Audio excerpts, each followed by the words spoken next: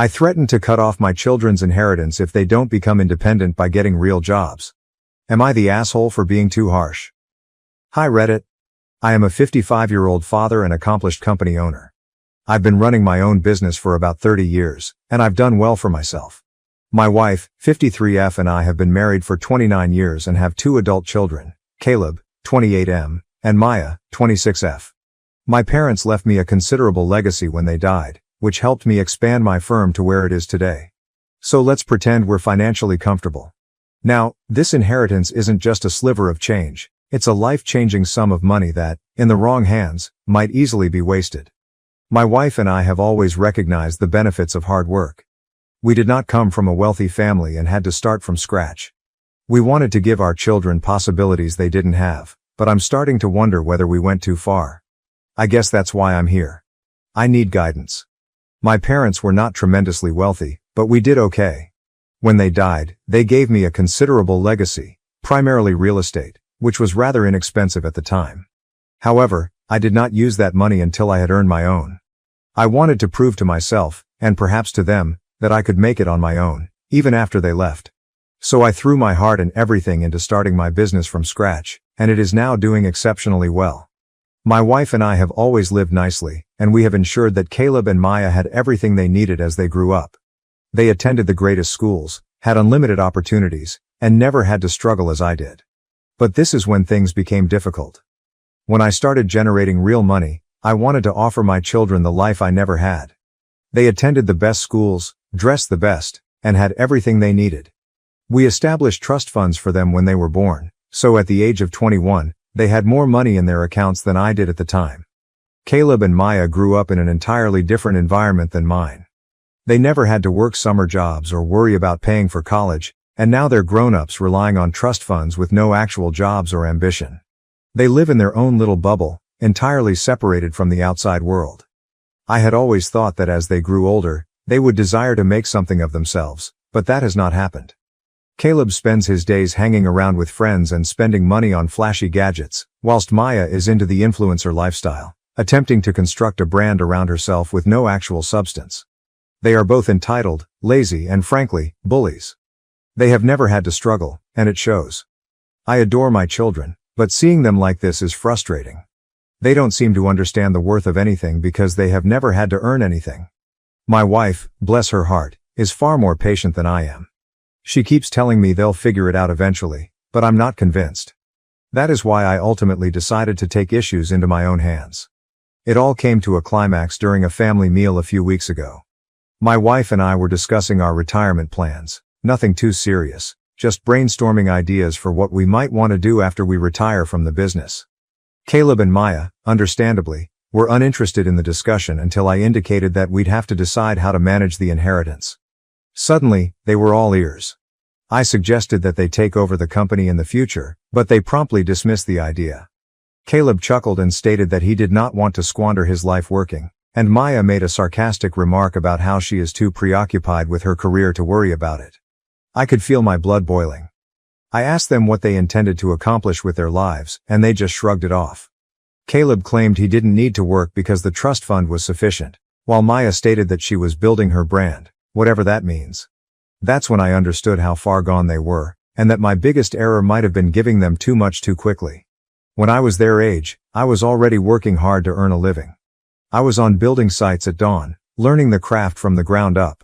My children, on the other hand, appear satisfied to sit back and live off the family's fortune, with little desire to pursue their own success. I attempted to convey that life is more than just coasting on what you've been given, but they didn't hear me. They made it apparent that they had no intention of working a real job or making any substantial contributions to society. It was like speaking to a brick wall. After supper, I could not stop thinking about it. My children are grown adults, but they behave like pampered teenagers. I couldn't shake the notion that I had let them down somehow. I spent years creating something that may prepare them for life, but instead of appreciating it, they simply take it for granted. Something had to change quickly. The next morning, I sat down with my wife and explained what I was thinking. We needed to stand firm, or our children would grow up to be useless people without a purpose. She wasn't delighted at first. As I previously stated, she is more patient than I am, but she finally agreed that something had to be done. At the next family supper, I informed Caleb and Maya that I was modifying the terms of their inheritance. They would no longer receive any money until they worked full-time for at least 2 years. And by real jobs, I mean full-time work that is unrelated to our family business and pays someone other than us. There will be no begging for a position or requesting favors from our pals. They needed to find their own path. The expressions on their faces were priceless. Caleb actually snorted, as if he couldn't believe I was serious, and Maya simply stared at me as if I had a second head. I stressed that this was non-negotiable. They could either step up and demonstrate their ability to succeed on their own, or they could say goodbye to their inheritance. Caleb was the first to react. He slammed his fork down, claiming it was wrong that I was holding their futures hostage. Maya, never to be outdone, jumped in, claiming that I was attempting to wreck their lives because I did not comprehend the current world. My wife attempted to negotiate, saying that we could find a common ground, but I stayed fast. I assured them that this was for their own good, even if they couldn't see it just now. Caleb and Maya left shortly after that. They both stormed out in rage, screaming about how I was ruining everything. My wife merely glanced at me, as if she didn't know whether she should be angry or proud. I told her I wasn't doing this to be harsh. I just wanted them to mature. But even as I said it, I wondered if I had made a big mistake. The aftermath of that dinner was immediate and severe. Caleb and Maya didn't communicate with us for a week, which is rare given how much they rely on us for everything. My wife was split between supporting me and wanting to smooth things over with the kids, but she ultimately stood by my side. She agreed that they needed a wake-up call, no matter how harsh. Caleb finally called, but it wasn't to apologize. Instead, he preferred to dispute. He said I was being unrealistic, and that expecting him to find a real job was setting him up for failure. He told me I didn't realize how difficult it was for his generation, how the employment market had changed, and how he shouldn't be compelled to do something simply to illustrate a point. I heard but did not back down. I reminded him that everyone has to start somewhere, and that if he was serious about his future, he'd figure out how to make it happen. Maya chose a different method. Rather than confront me directly, she attempted to go through her mother. She informed my wife that she was supporting her brand, and that I was hurting her career by pushing her to take a job she did not want. My wife, bless her, attempted to be diplomatic, but she eventually informed Maya that she needed to stop relying on us and start working on her own. Neither one of them took it well. Caleb accused us of being out of touch, and Maya claimed that we were sabotaging her progress. They both threatened to exclude us from their life, which seemed like a slap in the face. But we did not back down.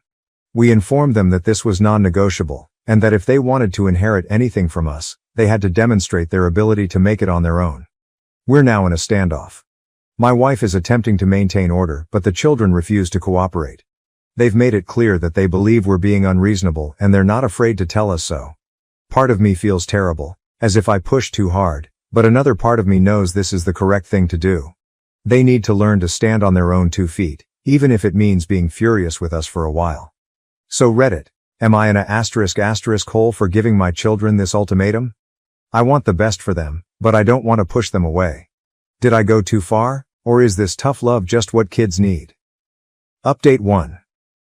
1 month later. Things became even more problematic when I posted about what was going on with my children. Caleb and Maya, still enraged by my ultimatum, decided to include the extended family. They went immediately to my in-laws and even contacted several of my cousins, talking about how unfairly they were handled. It wasn't long before I began receiving phone calls and texts from various family members, some of whom I hadn't spoken with in months, all wanting to comment on the situation. My parents-in-law were the first to call. They were understandably anxious and wanted to know what was going on. My father-in-law, who has always been a softie, believed I was being too severe and suggested I soften up with the kids. My mother-in-law, on the other hand, was more encouraging of my decision. She has witnessed firsthand how spoiled Caleb and Maya have become, and she is concerned that if we continue to enable them, they will never learn to fend for themselves. Then my cousins joined in. One of them, who is more like a brother to me, said he understood my point of view but cautioned me from pushing Caleb and Maya too far. He reminded me that our generation was raised with different ideals, and that I might need to be more aware of the pressures that young people face now. Another relative, a successful lawyer, accused me of attempting to control my children's life and advised me to let them sort things out on their own, even if it meant they failed. Despite the conflicting perspectives, I remained steady. I stressed to everyone who inquired that this was not about controlling Caleb and Maya's lives. It was about ensuring they had the necessary abilities and mindset to achieve on their own. I wasn't asking them to become CEOs overnight, but rather to demonstrate that they could hold down a job and contribute to society. I knew it wouldn't be easy for them, but I felt it was necessary. Caleb and Maya did not take this lying down. Caleb, the more rebellious of the two, decided to start a business. He claimed he was going to start day trading since he had read online about people making a lot of money doing it. He poured his little funds into it, but within weeks, it was evident that he was in over his head. He lost practically everything and then had the audacity to phone me begging for more money to invest. I told him no, that this was not the type of work I was talking about. He hung up on me, and we have not spoken much since. Maya went a different route. She began attending networking events, which appear to be little more than parties where people drink cocktails and discuss their brands. She said she was developing vital connections to help her advance her profession, but I knew otherwise. It was just another method to avoid doing a real job. When I asked how these events were translating into real opportunities, she became defensive and accused me of not believing in her. I informed her that I believed in hard work rather than playing pretend. At this point, it's evident that they're both looking for loopholes in my ultimatum. They want the inheritance without having to work hard, and it's annoying to watch them spend time on these half-baked plans. But as much as it hurts to see them struggle, I'm not backing down. Caleb and Maya began to make less phone calls as the weeks passed. When they did, the conversations were typically heated. They both attempted to guilt-trip my wife and me, claiming that we were abandoning them and that they couldn't believe we were prepared to destroy our relationship for money. Caleb even threatened to cut us off altogether if we did not back down. My wife was upset, but I could tell she was beginning to see things my way. She had always been the peacemaker, but even she was becoming upset with their behavior. We both realized it wasn't just about the money. It was about their futures, and we couldn't allow them to go down this route. Still, it was difficult to hear our children threaten to break ties with us, especially because all we wanted was for them to flourish on their own. At one time, Maya attempted to turn several of our friends against us. She claimed that we were unrealistic, didn't understand the new employment environment, and were setting her up for failure. Some of our acquaintances, particularly those with children of similar ages, sympathized with her, complicating matters even more. We began to receive unsolicited advice from individuals who had no idea what was going on, and it seemed as if the entire world had become engaged in our family drama. Despite this, my wife and I remained on course. We understood that succumbing now would only reinforce the behavior we were attempting to change, but it was difficult, really difficult. And I couldn't help but worry if we were doing the right thing. We decided to reduce Caleb and Maya's monthly allowances to make things more realistic for them. Until now, they had been receiving a rather large sum from us each month, which they spent for everything from rent to shopping sprees. But if we were serious about teaching kids to stand on their own, this had to cease. We also canceled the credit cards associated with our accounts. If they wanted to continue living the way they had been, they'd have to figure out how to pay for it themselves. The reaction was quick. Caleb called, enraged, claiming that we were attempting to bankrupt him. Maya wrote a lengthy emotional email accusing us of being uncaring and said that she didn't know how she would survive without our help. My wife and I read it together, and while it was difficult to watch her sad, we knew it was the push they needed. We responded by assuring her that this was a normal part of growing up and that we were certain she would figure it out if she tried. For the first time, they were confronted with the reality of limited cash. Caleb could no longer afford his expensive hobbies, while Maya had to cut back on her socializing. They were both angry, hurt, and bewildered, but we could only hope that this was the tipping moment. It was a tough love approach, but we felt it was the only way to get through to them. So, Reddit, what are your thoughts? Are we going too far, or is this just what they need? I'm staying solid in my decision, but it's taking a toll on our family. I would appreciate any help or insights you can provide. Update 2. 6 months later. Hello Reddit. We appreciate all of your help and advice over the past few months. It's been a difficult journey, but I thought it was time to update you on what's happened since my last post. First, I'd like to add that I took several of your comments seriously, particularly the ones about mixing tough love with emotional support. So this is what has been going on. Let us start with Caleb. He was missing for a bit after our most recent major disagreement. He wasn't returning calls, and when we did speak with him, it was evident he was still upset over the whole thing. I knew he was going through a difficult period, But I also realized he needed to figure things out for himself, so we gave him space. Caleb realized around 2 months after the ultimatum that he couldn't keep coasting on his remaining savings. With no income and no help from us, he was compelled to look for work. He initially sought to apply for high-paying opportunities in industries where he had no experience, but when those didn't work out, he had to lower his expectations. He eventually got a job at a local manufacturing business. It wasn't flashy, and it wasn't what he wanted. But it was a legitimate job with genuine hours and a real payment. The first few weeks were tough. Caleb frequently complained about the physical effort, the early mornings, and the monotony of the job. He despised every minute of it and made sure we knew. But my wife and I remained supportive, encouraging him to persevere and reminding him that everyone has to start somewhere. He gradually, and I mean slowly, began to acclimate. He began to take pride in his work, and while he would never confess it to me, I could tell he was beginning to recognize the significance of what he was doing. He's been at the facility for nearly 4 months, and while it's still not his ideal job, he's no longer considering quitting every day. He's even started saving a little portion of his paycheck, which he'd never done before. It's a little step, but it's progress, and I applaud him for sticking to it. It's evident he's not quite there yet, but I'm seeing hints of the guy I always knew he could be. Now on to Maya. Her journey has been unique, but equally tough. After we took away her stipend and canceled her credit cards, she tried to keep up appearances for a while. She'd continue to brag on social media about her fantastic life, but it was clear that things were falling apart behind the scenes. Maya eventually understood she couldn't keep pretending things were fine. People stopped attending networking meetings when they discovered she couldn't actually provide anything important in return, and parties ceased being enjoyable when she couldn't afford to keep up with the crowd. It was a terrible wake-up call for her, and for a time, she appeared lost. But then something interesting occurred. One of the people she met at a networking event mentioned an entry-level position with a marketing agency. It wasn't enjoyable, and it certainly wasn't the influencer lifestyle she'd been looking for, but it was a job. After some coaxing and encouragement from my wife, she applied and was hired. She had a difficult first several weeks too. Maya was not used to answering to anyone and struggled to acclimate to the job's structure and deadlines. She contacted us several times in tears, unhappy with her supervisor or overwhelmed by her task, but like with Caleb, we remained supportive while telling her that this was part of growing up. She gradually regained her footing. She's been with the firm for approximately 3 months, and while she still doesn't love it, she's starting to understand the importance in what she's doing. She even discussed taking some courses to hone her talents, which is a significant step for her. With both Caleb and Maya now working, our family's dynamics have begun to evolve.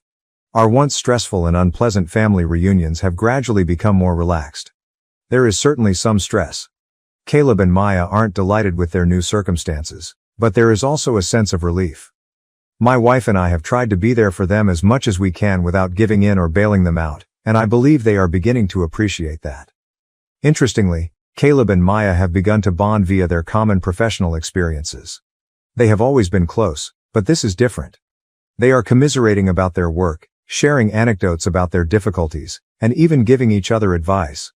It's good to see them supporting one another rather than relying solely on us for everything. Our extended family has also begun to come around. The family who initially condemned our decision are starting to recognize the advantages. They've seen the changes in Caleb and Maya, even commenting on how much more adult they appear.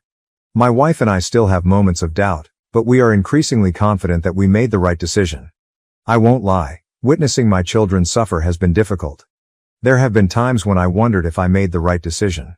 But seeing them gradually begin to figure things out has been fulfilling in its own way. I know they aren't out of the woods yet, but they are making progress, which is all I can ask for. So that's where things are now. I know this trip is far from over, and there will be more hurdles ahead, but I am cautiously optimistic. Thank you again for all of your advice and assistance. It's been quite helpful as we navigate this difficult circumstance. I'll keep you all updated if there are any noteworthy developments. In the interim, any suggestions for how we can continue to help Caleb and Maya without coddling them would be very welcomed. Update 3. 1 year. Mark, hi Reddit. I am back with another update. It's been about a year since the whole affair began, and I wanted to explain where we are now. First and foremost, I'd like to thank everyone who has followed our tale and offered advice. It's been a difficult year, but one of growth for all of us. Recently, we held a large family gathering to review how things were going. Caleb and Maya were both present, as was my wife, and it was the first time we'd all sat down together since the inheritance ultimatum began. I'm not going to lie. I was nervous. I wasn't sure how they'd react or whether they'd be willing to discuss their development. But to my surprise, the chat went better than I had anticipated. I began by telling them how proud I was of the progress they'd made over the last year. Caleb has stuck with his job at the manufacturing factory, and while he doesn't particularly enjoy it, he has made significant progress. He's acquired a strong work ethic, and his supervisor even told me, via a common contact, that Caleb has been doing an excellent job. He started saving money and is thinking of taking some night classes to better his skills. Maya, on the other hand, has begun to establish her foothold in the marketing world. She's still at the same company, but she's taken on additional responsibilities and even directed a few small projects. She's started talking about her job with pride, which I hadn't heard her do before. She's also enrolled in several online classes to expand her knowledge, and she's starting to realize the importance of working her way up rather than expecting everything to come easily. We discussed the inheritance circumstances again to ensure that everyone was on the same page. I underlined that the terms remained unchanged, 2 years of steady, meaningful work before they could get their inheritance. Caleb and Maya both accepted this without fight, which was a huge relief. It's evident they're not happy about it, but they're not fighting it as hard as they were before. As we were winding up our talk, something unexpected happened. Caleb added that his employer had been speaking with him about a promotion. It's not a great leap, but it would entail more responsibility and a higher salary. He appeared shocked that he was being considered, but I was not. I've witnessed the changes in him over the past year, and I'm not surprised that his efforts are being recognized. He's still sorting things out, but for the first time, he's discussing his job as a long-term profession, rather than something he's doing to meet inheritance requirements. Maya also had some news. She's discovered a genuine joy for her marketing career, particularly the creative aspect. She's been discussing with her supervisor the prospect of moving into a more specialized function, and she's even considering returning to school to pursue a degree in marketing. This is a significant departure from the Maya of a year ago, who was more concerned with her social media following than with any genuine career path. It's been incredible to witness these developments in them. They're each starting to discover their own path, and while they still have a long way to go, they're making progress that I never imagined possible a year before. Our family dynamics have improved as a result of all of this, which has been both surprising and enjoyable. There's a true relationship today that didn't exist before. Our interactions are deeper, more meaningful, and less about money or material possessions. Caleb and Maya are beginning to perceive us as more than simply wealthy parents. We are individuals who care about their futures and happiness. We've also witnessed an improvement in Caleb and Maya's relationship. They'd always been close, but there was always a competitive edge between them, driven by who could obtain the most from us or live the most extravagant lifestyle. They now support one another in ways they never did before. They've even talked about collaborating on some side projects, combining Caleb's practical skills with Maya's creative abilities. It's early days, but it's encouraging to see children thinking about how to help one another rather than relying solely on us. This event has also brought me and my wife closer together. We've had to make some difficult decisions as a team, and while we haven't always agreed on everything, we've learned to communicate more effectively and support one another through the obstacles. It's been a learning process for both of us, as parents and partners. So, Reddit is where we're at. I am optimistic about the future, but I am aware that we are not yet out of the woods. The coming year will be critical, especially as they reach the 2-year milestone of the inheritance conditions. We'll continue to assist them as best we can, and I'll keep you all updated on how things proceed. Any ideas or suggestions on how to sustain this momentum would be highly appreciated. Update 4. Final update. Hi Reddit. It's been 2 years since I initially sought your assistance, and I wanted to provide you with one final update. It's been a long trip, and I can't thank you enough for all of your help and advice along the way. This experience has been tough, but also quite gratifying. As we approached the 2-year mark, the family felt a sense of expectancy. Caleb and Maya were both aware that the inheritance circumstances were about to be reviewed, and while they didn't say much about it, I could tell it was on their minds. They'd both come a long way since that fateful supper where I first laid down the law, and I was curious how they'd take this final exam. A few weeks before the 2-year mark, we held another family meeting. I wanted to sit down with Caleb and Maya, learn about their experiences over the last 2 years, and discuss what happens next. My wife and I were both nervous and eager. We'd seen so much progress in them, but we knew this was a key time. When we sat down for the meeting, I began by acknowledging how far they had gone. Caleb and Maya both appeared scared, but I could see pride in their eyes. They knew they'd worked hard, and I wanted to make sure they knew we noticed and appreciated it. Caleb was the first to speak. He discussed his time at the production factory and how he came to see work as more than simply a means to a goal. He's been promoted twice since my last update, and while it's still not his ideal job, he's beginning to recognize the value of hard effort and consistent advancement. He's also begun to take on some side projects, utilizing the talents he's gained at work to create something of his own. It's evident that he's considering his future in a way he never has before. Maya then told her story. She is still with the marketing agency, but her work has become more specialized, with an emphasis on creative projects. She's also taken some college courses in marketing and design, and she's discovered a genuine enthusiasm for her profession. Maya has always been creative, but now she's turning that creativity into something solid, something that could lead to a real job. She's pleased with her accomplishments and optimistic about the future. After they were finished, my wife and I discussed our ideas. We told them how proud we were of their growth, how they had overcome obstacles and learned from them. We discussed how important their trip has been and how it has prepared them for whatever is ahead. Then I surprised them. I informed them that due to their growth, we were increasing their inheritance. I stressed that this was more than just a reward for completing the 2 years. It was a recognition of the individuals they had become. They were astonished and, I believe, overwhelmed, but largely thankful. For the first time, I felt as if they genuinely appreciated the importance of what they were receiving. Not just the money, but also the lessons they acquired along the road. So where are we currently? Caleb and Maya are significantly better off than they were 2 years ago. Caleb is still working at the company while also working on his own projects, and he is considering starting his own firm eventually. Maya is excelling at her marketing agency and is thinking about obtaining a degree full-time. They've both matured tremendously, and I couldn't be more proud. So this is my final sign-off. Thank you for following our story and helping us along the road.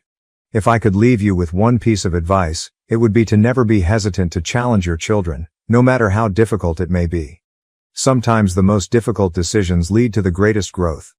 Good luck to everyone, and I hope your own parenting experiences are as rewarding as ours have been.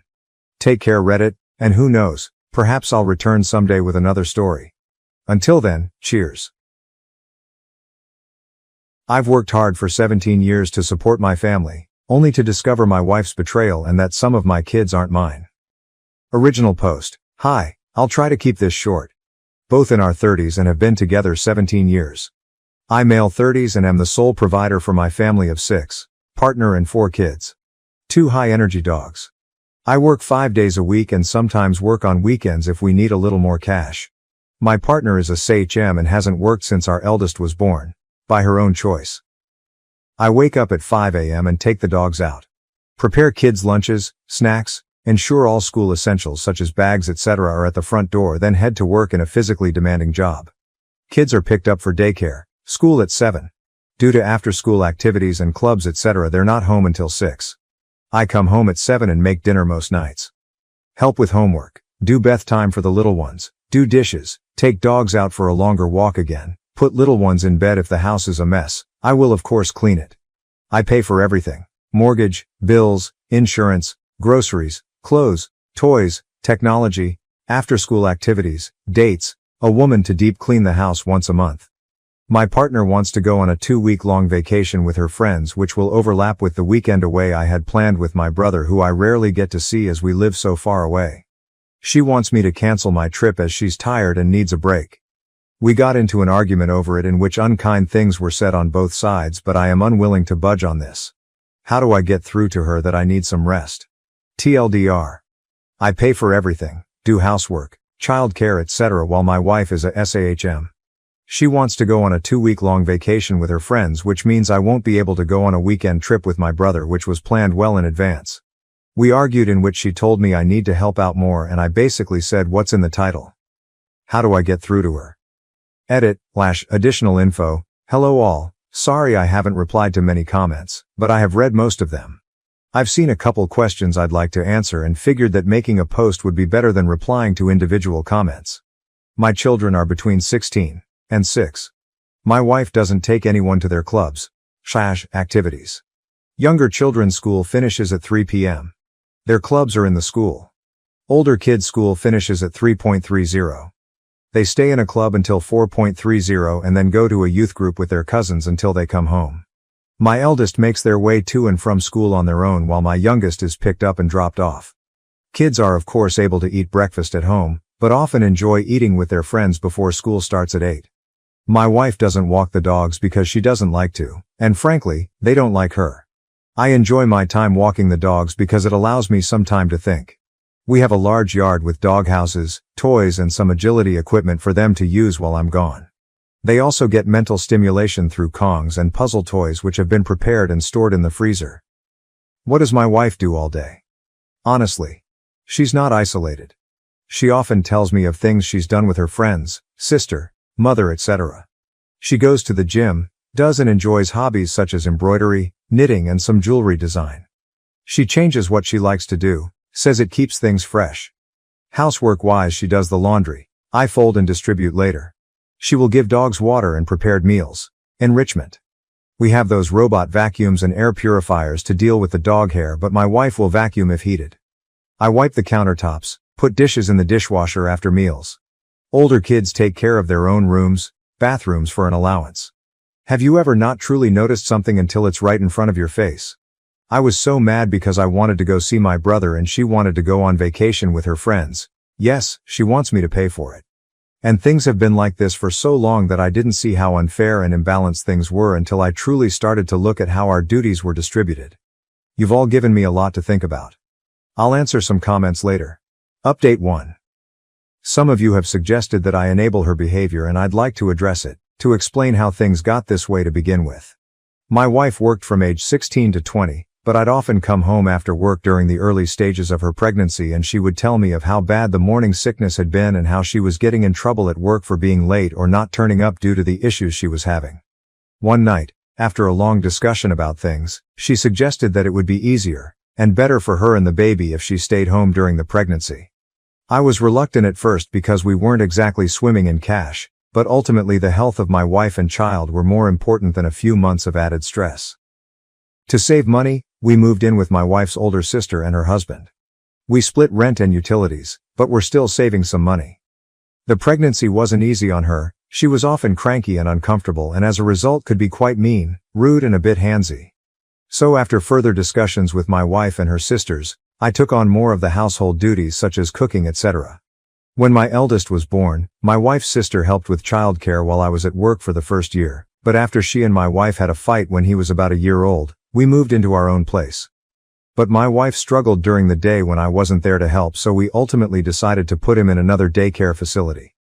I would drop him off on my way to work and would pick him up on my way back home when I finished. Once home, one of us would cook dinner while the other watched the baby. Back then we had no pets, so household duties weren't too much and could be handled by a couple hours cleaning on Saturday or Sunday when we could split it between us both. When my son was 3, my wife's sister offered to get her a job where she worked. My wife had to do an interview, but my SIL was confident she'd get the position. My wife was reluctant and nervous about returning to work, but attended the interview and was offered the job. I don't remember much of our celebrations that night, but it ended in the conception of our second child. My wife told me when she'd been at her new job for just over a month. She stuck it out for a couple more weeks, but was fired due to not turning up for shifts. I asked one of her doctors about the issues she was having so early in the pregnancy, back pain, leg pain, nausea, etc., but my wife cut me off before I could finish and asked me to leave the room. When we got home, she berated me for speaking to her doctor like she was a child and told me that if she wants something brought up to her doctor regarding her pregnancy, that she'd do it herself. I had embarrassed her because she knew her body and knew what was normal and what wasn't. I still thought the issues had to be addressed with her doctor, but whenever I brought it up her mood swings would get worse. My meal came to live with us when my second was born for a short while when I returned to work after my paternity leave. When my daughter was about 4 months old, my wife expressed that she was having difficulty looking after her by herself during the day, but my Mill, who had her own life and responsibilities, couldn't come back and stay indefinitely. We had a 2-bedroom apartment then and having her sleep on the couch didn't seem fair to me. So we enrolled my daughter in daycare while my son was at nursery. My son went to daycare after nursery as well, so I'd pick them both up around 6 p.m. and head home. My wife promised she would speak to her doctor about the possibility of depression, etc., and her mood did improve with the additional help with the children. My wife took on cooking and cleaning duties then, but struggled as well. I would often come home to burned, ruined food, and would need to make something else anyway. So I ended up cooking dinner most nights so we wouldn't be wasting food. During a weekend away for a friend's wedding, when my daughter was 5, I suggested that my wife go back to work. Both kids were in school now, and I thought we could improve our lifestyle with 2 incomes. We had recently bought a house because the apartment was too small for us and the children needed their own rooms. She seemed hesitant, which I understood after being out of work for so long, but she agreed. She applied for several positions but had no luck with interviews or callbacks. We found out she was pregnant with our third not long after that, and returning to work was put on hold again. The pregnancy was difficult as expected, but again my mill came to stay when I had to return to work. She stayed for a while but had to return to her own home eventually. Before she left, my wife told me that she feared she would struggle with our second daughter just as she had the first 2. I tried to reassure her, but she seemed to become insanely depressed the second her mother left. I would return home with the 8 and 5-year-old to a screaming baby and nothing done around the house. Her mood and actions affected the entire house. So reluctantly I put her second daughter in daycare as well, but I told my wife she had to talk to her doctor and that we'd no longer be having any more children. She was, and we had a huge fight about it. But I got a vasectomy and she accepted it. We've always used protection. My wife is on birth control and I always use condoms, but given that it had already failed twice for us, when my first was conceived after my 21st I was so drunk I don't think I wore one, our second after celebrating her new job, and our third at our friend's wedding. I didn't want it to happen again. But obviously the universe had other plans for us, and our third daughter was born 2 years after our second when we were celebrating a promotion I'd gotten at work. Obviously this is a brief summary of events, and there have been several other moments through the years when I've suggested she go back to work, but I thought I'd try to provide further background for those who are curious about how we got to where we are. Someone asked if my wife has had a break recently. She has never taken 2 weeks away before, but she goes away a couple of times every year for weekend trips with family and friends. The longest she has been gone is a week. In regards to the dogs and why they don't like her, she doesn't like them. She thinks the mental stimulation I provide through Kong toys, games, puzzles, etc. is unnecessary, but freaks out if their energy levels are too high. One is a German Shepherd which I was gifted for my birthday, and the other is a German Shepherd Malinois mix my wife brought home because she thought our GSD needed a friend. Yes, they have been to training and were originally in doggy daycare for the first couple years. On to the update. Update 2. So, as one of you suggested, I took a day off of work. I genuinely wasn't feeling too good either, but I intended to speak to my wife about the situation while the children were at school. Kids all left for school by 7-ish. My wife came downstairs at 11:45 and seemed very shocked to see me. She asked what I was doing at home and I explained I took a sick day as I wasn't feeling well. The first words out of her mouth were, "But we need the money, you don't look that bad." I made a face, and she quickly asked what was wrong and asked if she could get me anything. I asked for water and we sat on the couch, but soon her phone rang and she went off into the kitchen to talk. She came back a while later and asked if I wanted to get something to eat, and I said we could make something from the kitchen. She said she wanted to go out and I said we could order takeout, but I wasn't in the mood to go out. The dogs had been sitting by the chest freezer waiting in the pantry for their lunchtime enrichment for 10 minutes now, and I asked if she was going to feed them. She flopped onto the couch and asked me to get it. I said no. She asked again, and I said no, again. She glared at me, but eventually got up and gave it to them. She asked me to take her out again several times, and I kept saying no. I was starting to get a migraine, which I told her, but she kept asking, suggesting we could go shopping, she could get her nails done and we could enjoy the day together. I refused, said we had something to talk about, and she said we would then go upstairs. She came back down 40 minutes later dressed up and said if I wasn't going to take her out, she'd go herself. I tried to get her to sit down so we could talk, but she blew me a kiss at the door and rushed outside without even locking it. While she was out, I took some of your advice and canceled the cleaning lady we have. I apologized to her, as I really did like her, but she was very understanding and I think we parted on good terms. She returned home at 8 p.m. and immediately asked where dinner was. I told her the kids and I had already eaten. She asked where her dinner was and I told her she'd have to make something for herself. She said she'd just order something and I told her no. This gave her pause and she looked at me like I'd just told her she had to starve. She said she couldn't cook and so told her I know she's perfectly capable of making something. We have plenty of food, it's not like she has to be Gordon Ramsay to stick a tin of soup or something on the stove. She left again, and returned 30 minutes later with McDonald's for herself, which set the younger kids off. Yes, they'd already eaten, but she walked in the door finishing her burger and drink with an empty bag and McFlurry tub. Our youngest asked why she didn't bring her any ice cream and my wife said Daddy said I wasn't allowed to. I did not say this, and I swear it took more strength than I'd like to admit not to yell at her in front of our daughter. When the kids were in bed, I asked her to sit and talk about the situation regarding our trips.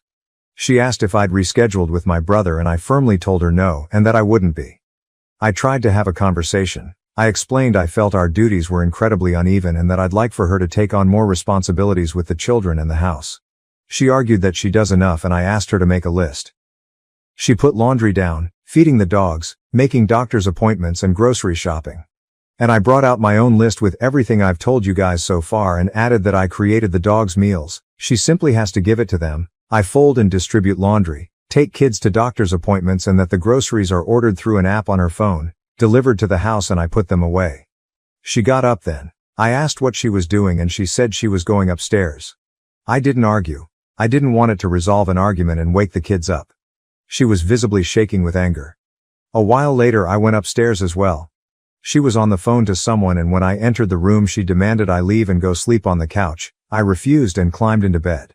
She hung up the phone and demanded again that I sleep on the couch and again I refused. She grabbed me and physically tried to drag me out. That resulted in a fight and I ended up sleeping on the couch because she was going to wake the kids up again. The following days were much the same. I have stopped folding and putting away her laundry. I do it for myself and the younger kids and my two oldest take their piles and put them away themselves. I still cook for the kids, but have told my wife that she has to make her own meals. Petty, I know. I think my eldest heard us arguing because he asked if he could take the dogs out for a couple walks with his friend during the week. He hazes, and he says he's enjoying it, but I think he and my wife had an argument the other day because he's been very distant with her and things just feel off. He's asked me about 3 times if I love him, or course I've told him there is nothing he could ever do to make me not. Yes, I've tried to talk to him about it, but he doesn't want to talk yet and I need to respect that. I think pushing him could be a mistake. Thursday night my wife asked if we could have a drink as I had to leave on Friday to see my brother. I had one but honestly it went right to my head and honestly just wanted to sleep. She kept trying to initiate sex, but I wasn't in the mood. I woke up Friday morning and my wife was gone. So was her suitcase. I've texted and called but there's been no answer other than a text telling me we'd talk about it when she's back. She ignored me and went on her trip regardless and I am furious. I have left her some cash in the bank account, she has the card too, but have removed everything else into another account. I had to tell my brother why I wouldn't be coming to see him, and he arrived here on Saturday with my nephew and 2 nieces. The house is very full, but honestly it feels more open than it has in a long time. The kids seem relaxed and so do the dogs. I don't know what will happen with my wife, but I am done. I can't afford a lawyer right now and unfortunately I don't know anyone who could give me a deal or do me a favor, but this marriage is over. It should have been a long time ago TLDR. Wife and I talked, had an argument, she went on trip regardless and my brother is here with his family. This sub only allows 1 update, so if I post anything further it will be on my own profile.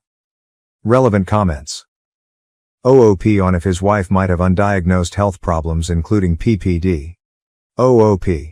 I spoke to her doctor about the issues she was having because she would not.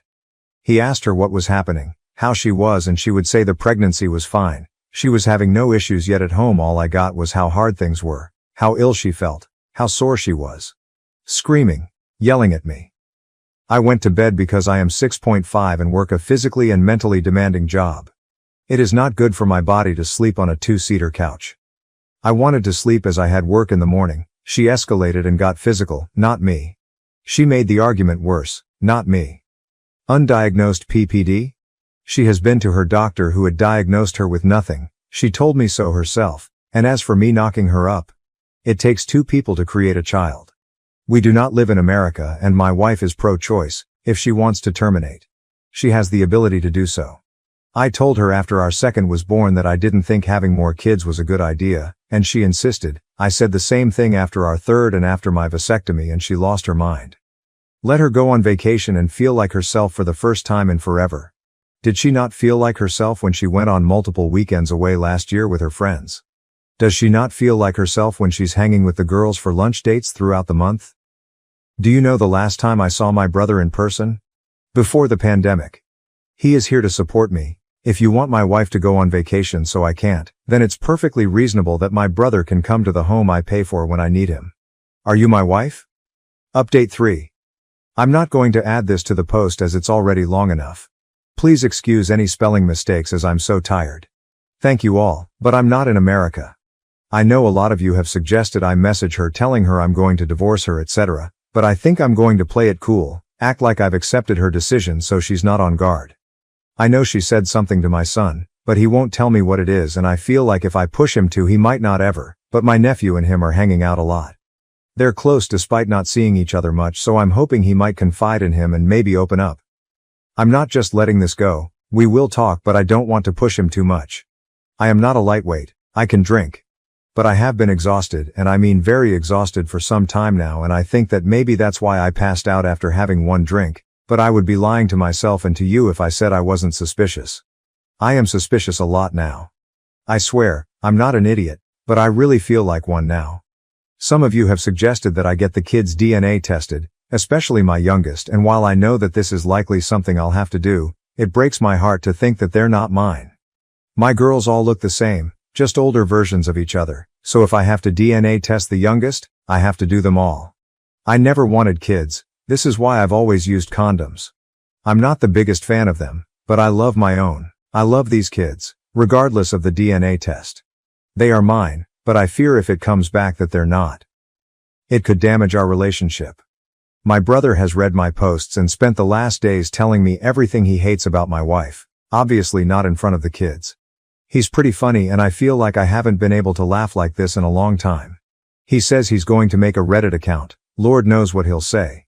Writing this update has opened my eyes further. I see how the timing of wanting her to go back to work leans up with each pregnancy, but when these things are years apart, and you're concentrating on supporting the family and work, your brain sometimes pushes these thoughts away until something triggers them again, and boom, you're slapped in the face with the realization that your entire relationship is potentially built on a mountain of lies.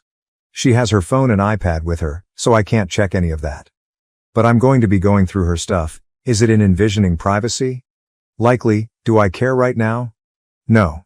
I feel like I've wasted the majority of my life, the good years, and that feels horrible to say when I have 4 kids. I promise I don't mean that they're a waste. As I said in the post, this marriage is over. I am done. My kids deserve better, but I won't be alone when I confront her. As I said, she can get handsy, and no, I have never retaliated, and I don't want to be put into a position where I need to. I thank you all for your comments, your insight, your kindness. I know I haven't replied to many comments at all, but don't really have time to do so when there are so many, but I am trying to respond to DMs as that seems like the easier thing to do. I want to ask my Sil what actually happened with my wife and that job. But I don't want her to know I'm suspicious. My Sil is a kind woman, but she is my wife's sister, so her loyalties lay with her, I suppose, and I don't want to alert my soon-to-be ex. Does anyone have any ideas how I can do this? Seems odd to bring up a job my wife had for a very brief time years ago. I wish you all the best. Relevant comments. OOP on the accusations for not respecting his wife's needs and wants. OOP, how do I not respect her needs, wants? I pay for everything and do the majority of the child, pet care and housework. I have not gone on vacation in years because I was providing for my family. I have given her everything she's wanted for the past 17 years, and she couldn't give me a weekend with my brother. Why couldn't we both go on vacation? Because I don't randomly have the money to fund 2 weeks away for her. I can't just up and leave my 16-year-old to look after 3 younger kids and 2 high-energy dogs. I couldn't take them with me because that would mean multiple plane tickets and accommodations, food, etc. for them, as well as dog sitting, boarding for the dogs. New update. Hello all, I'm sorry it's taken so long to update. Things are not good. While this update will be small, I will try to do a longer one when things are a little better. Yes, we are separated and will be getting a divorce. My FIL has graciously offered to help. It's taken me so long to update because, as most of you already knew, some of the children aren't mine. My eldest son is mine, my 3 daughters are not. I found out not long after my first update. And while I thought I could handle the news clearly, my body couldn't, and I had a heart attack. Thankfully my brother was with me and called an ambulance. I am recovering, but Jesus Christ scared the shite out of me and my family. As some of you may remember, when my ex left for vacation, I took the majority of the money out of the account she used but left some as I didn't want to leave her stranded. That money, about 500 or so, was gone in a few days. She used her own money that she's been making from OnlyFans to fund her trip. Yes, I'm serious. She has only a fan account. My son had offered to take the dogs out for me during his lunch/free class time and walked in on his mother making content. In the living room.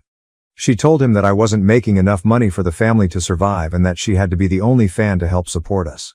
She told him I was ashamed and embarrassed and that I would be very unhappy and hurt if he mentioned it. She told him that doing so could ruin our marriage and could lead us to divorce. My in-laws know everything, as my brother had to call them to help watch my kids while I was in the hospital. My FIL is furious and my MIL is just devastated. She keeps apologizing to me, like she's the one who betrayed me. My ex moved out. She tried to make me leave so she could stay in the house with the kids, but after a conversation with her father, she's renting a place. My eldest daughter and my son know the girls aren't mine. My ex told them after they said they didn't want to go live with her at her new place. My mill was with them at the time and, according to my daughter, began screaming at my wife for her behavior.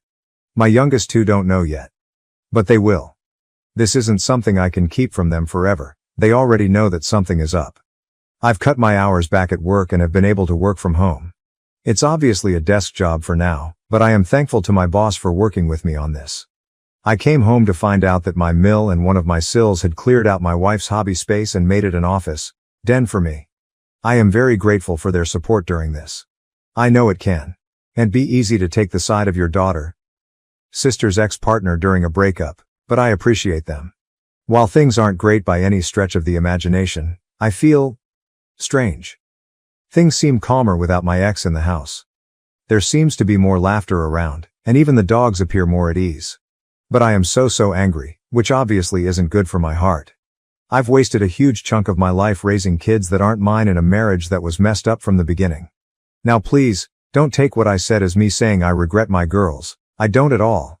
They are smart, beautiful, cheeky little weirdos in love with all of my heart. But the betrayal stings. The fact that I've been working my ass off for years and she's been making thousands on OnlyFans and been keeping it to herself stings. I am ashamed, humiliated, embarrassed, angry, relieved. It's a mess of emotions in my head. But I know I'll get through it. Hopefully, I need to for my kids and dogs. If you have any questions, I'll try to answer in the comments. I, 29M. Think that my girlfriend, 26F, is only with me because she can't be with her best friend, 26M. Should I just end the relationship?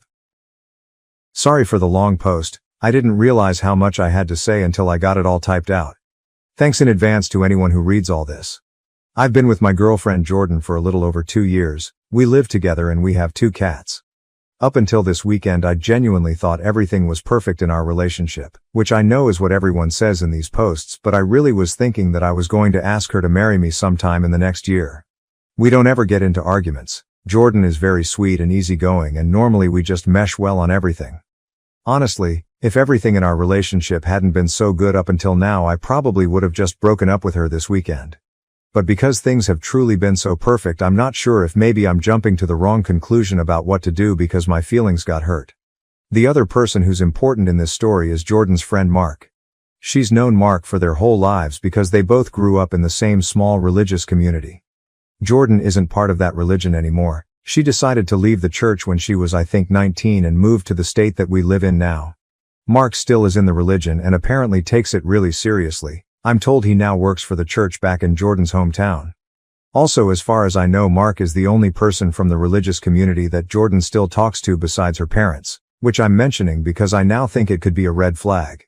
So on Saturday I met Mark for the first time because he was in our city and Jordan wanted us all to have dinner together.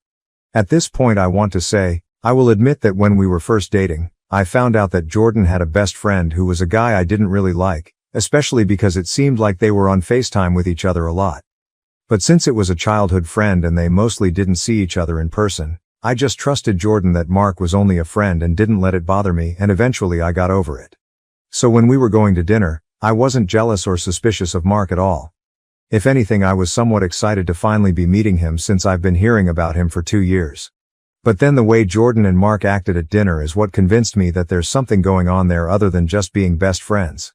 I honestly don't even know how to describe it except to say that I've never seen two people act more obviously like they were in love with each other. They literally would not stop touching each other. They were constantly touching each other's arms and shoulders, and at some points they were actually even holding hands. They completely left me out of the conversation and were laughing about inside jokes, and every time they'd laugh they'd do this thing where they put their foreheads together, or that was when they'd be holding hands. And then also they were just looking at each other in a way that I didn't feel comfortable with at all. It was honestly even worse than the touching. It just wasn't how anyone would look at somebody they're supposedly just friends with. I'm 100% sure that every stranger looking at our table thought that Jordan and Mark were the couple and that I was her brother or something. I felt like a third wheel the whole time, and Jordan didn't even notice how awkward she was making it for me because she was way too focused on Mark and all the attention she was getting from him. And that's really not like Jordan at all. Usually she's a lot more considerate and would notice immediately if I wasn't having a good time or if she was accidentally being rude and excluding someone at the table. So it was genuinely really jarring to be sitting there with her and Mark and basically feeling like I didn't know my girlfriend at all. It was like he turned her into a completely different person who didn't even care that I was alive. So finally, at one point when Jordan got up to go to the bathroom, I just said to Mark, "So are you into my girl or what's going on here?" Mark: "Nothing's going on at all. That ship sailed a long time ago." Me: "What does that mean? Did you guys date at some point?" Mark: "No, we never did. And then when she left the church, we both knew it meant that we were never going to. And we've accepted being in each other's lives as friends. There's nothing else going on at all." Me: "That makes it sound like the only reason you're not together is because she left the church." And all Mark did was shrug. Me: "Well, what if she came back to the church? Would you marry her?" Mark: "Oh, she's not going to do that. You might as well ask what would happen if a bicycle had 6 tires." And so then when Jordan came back to the table, Mark said to her, "OP wants to know if we'd be married if you weren't a godless heathen." Jordan: "Why did you two call your mom while I was gone?" And then she and Mark both just laughed about it and changed the subject. So because of dinner and that conversation and everything else that I've written about in this post, I really feel like Jordan and Mark are in love with each other and not just best friends like they say. And the only reason they aren't together is because they can't compromise about their religion. I think Jordan thinks that because she's okay with that decision, she expects me to be okay with being her second choice, and in the meantime she's actually secretly wanting to be with Mark. So that makes me think that I should probably obviously just have self-respect and break up with her, because I shouldn't be in a relationship with someone who would rather be with somebody else. But then the problem for me is that our relationship has been so perfect and Jordan has always treated me so well except for this one night. The only time she's ever acted like this was on the one occasion that Mark was around in person. Normally, even when she's talking to him all the time, she's never made me feel this way.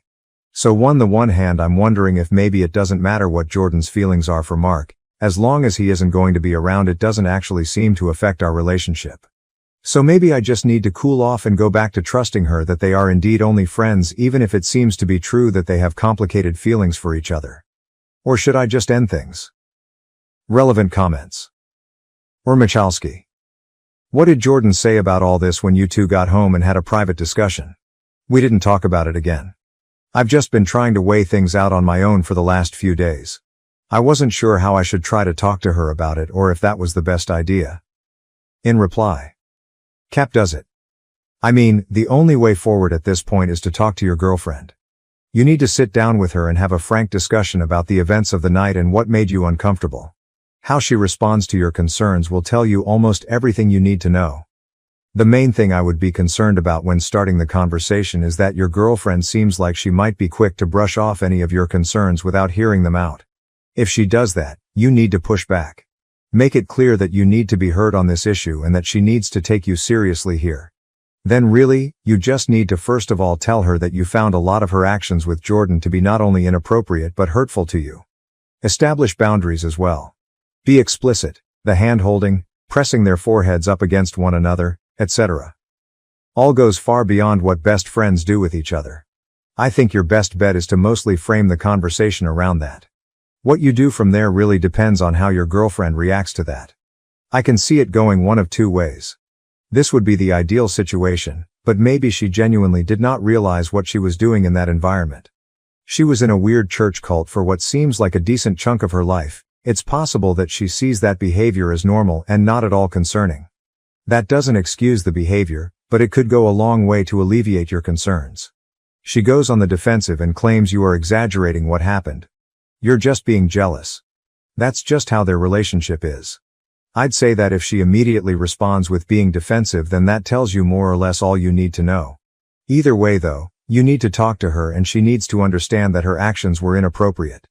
It might be tempting to sweep it under the rug if she tries to laugh it off. After all, how often are you really going to be interacting with this Mark * person anyway? But if you're really considering a long-term thing with this girl, you need to think in the long term. Say you do get married to this girl, you really want to fully commit yourself to someone who you believe would drop you for someone else in a heartbeat. Thanks for this comment. This gives me a lot of good stuff to think about. A couple of people have mentioned that her behavior around Mark might have a different context than I thought because of how they grew up.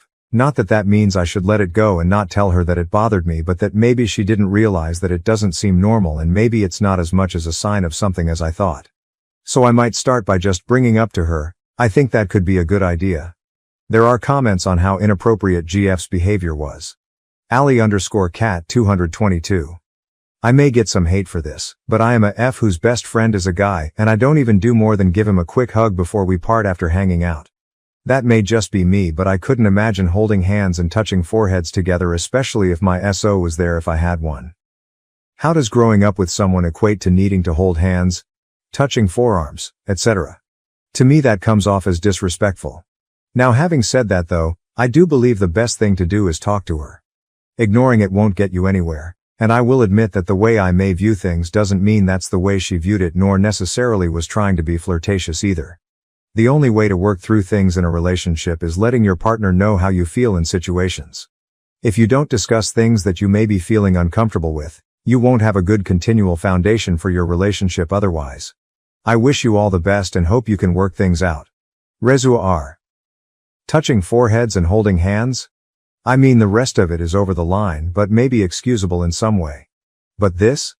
I don't know how you didn't say something when it happened. It just seems so bizarre to me for friends to do that. There has to be something more. It just doesn't make any sense otherwise, no matter how you try and view it. Maybe they think of each other as the one that got away. Maybe some kind of tragedy. Romeo and Juliet.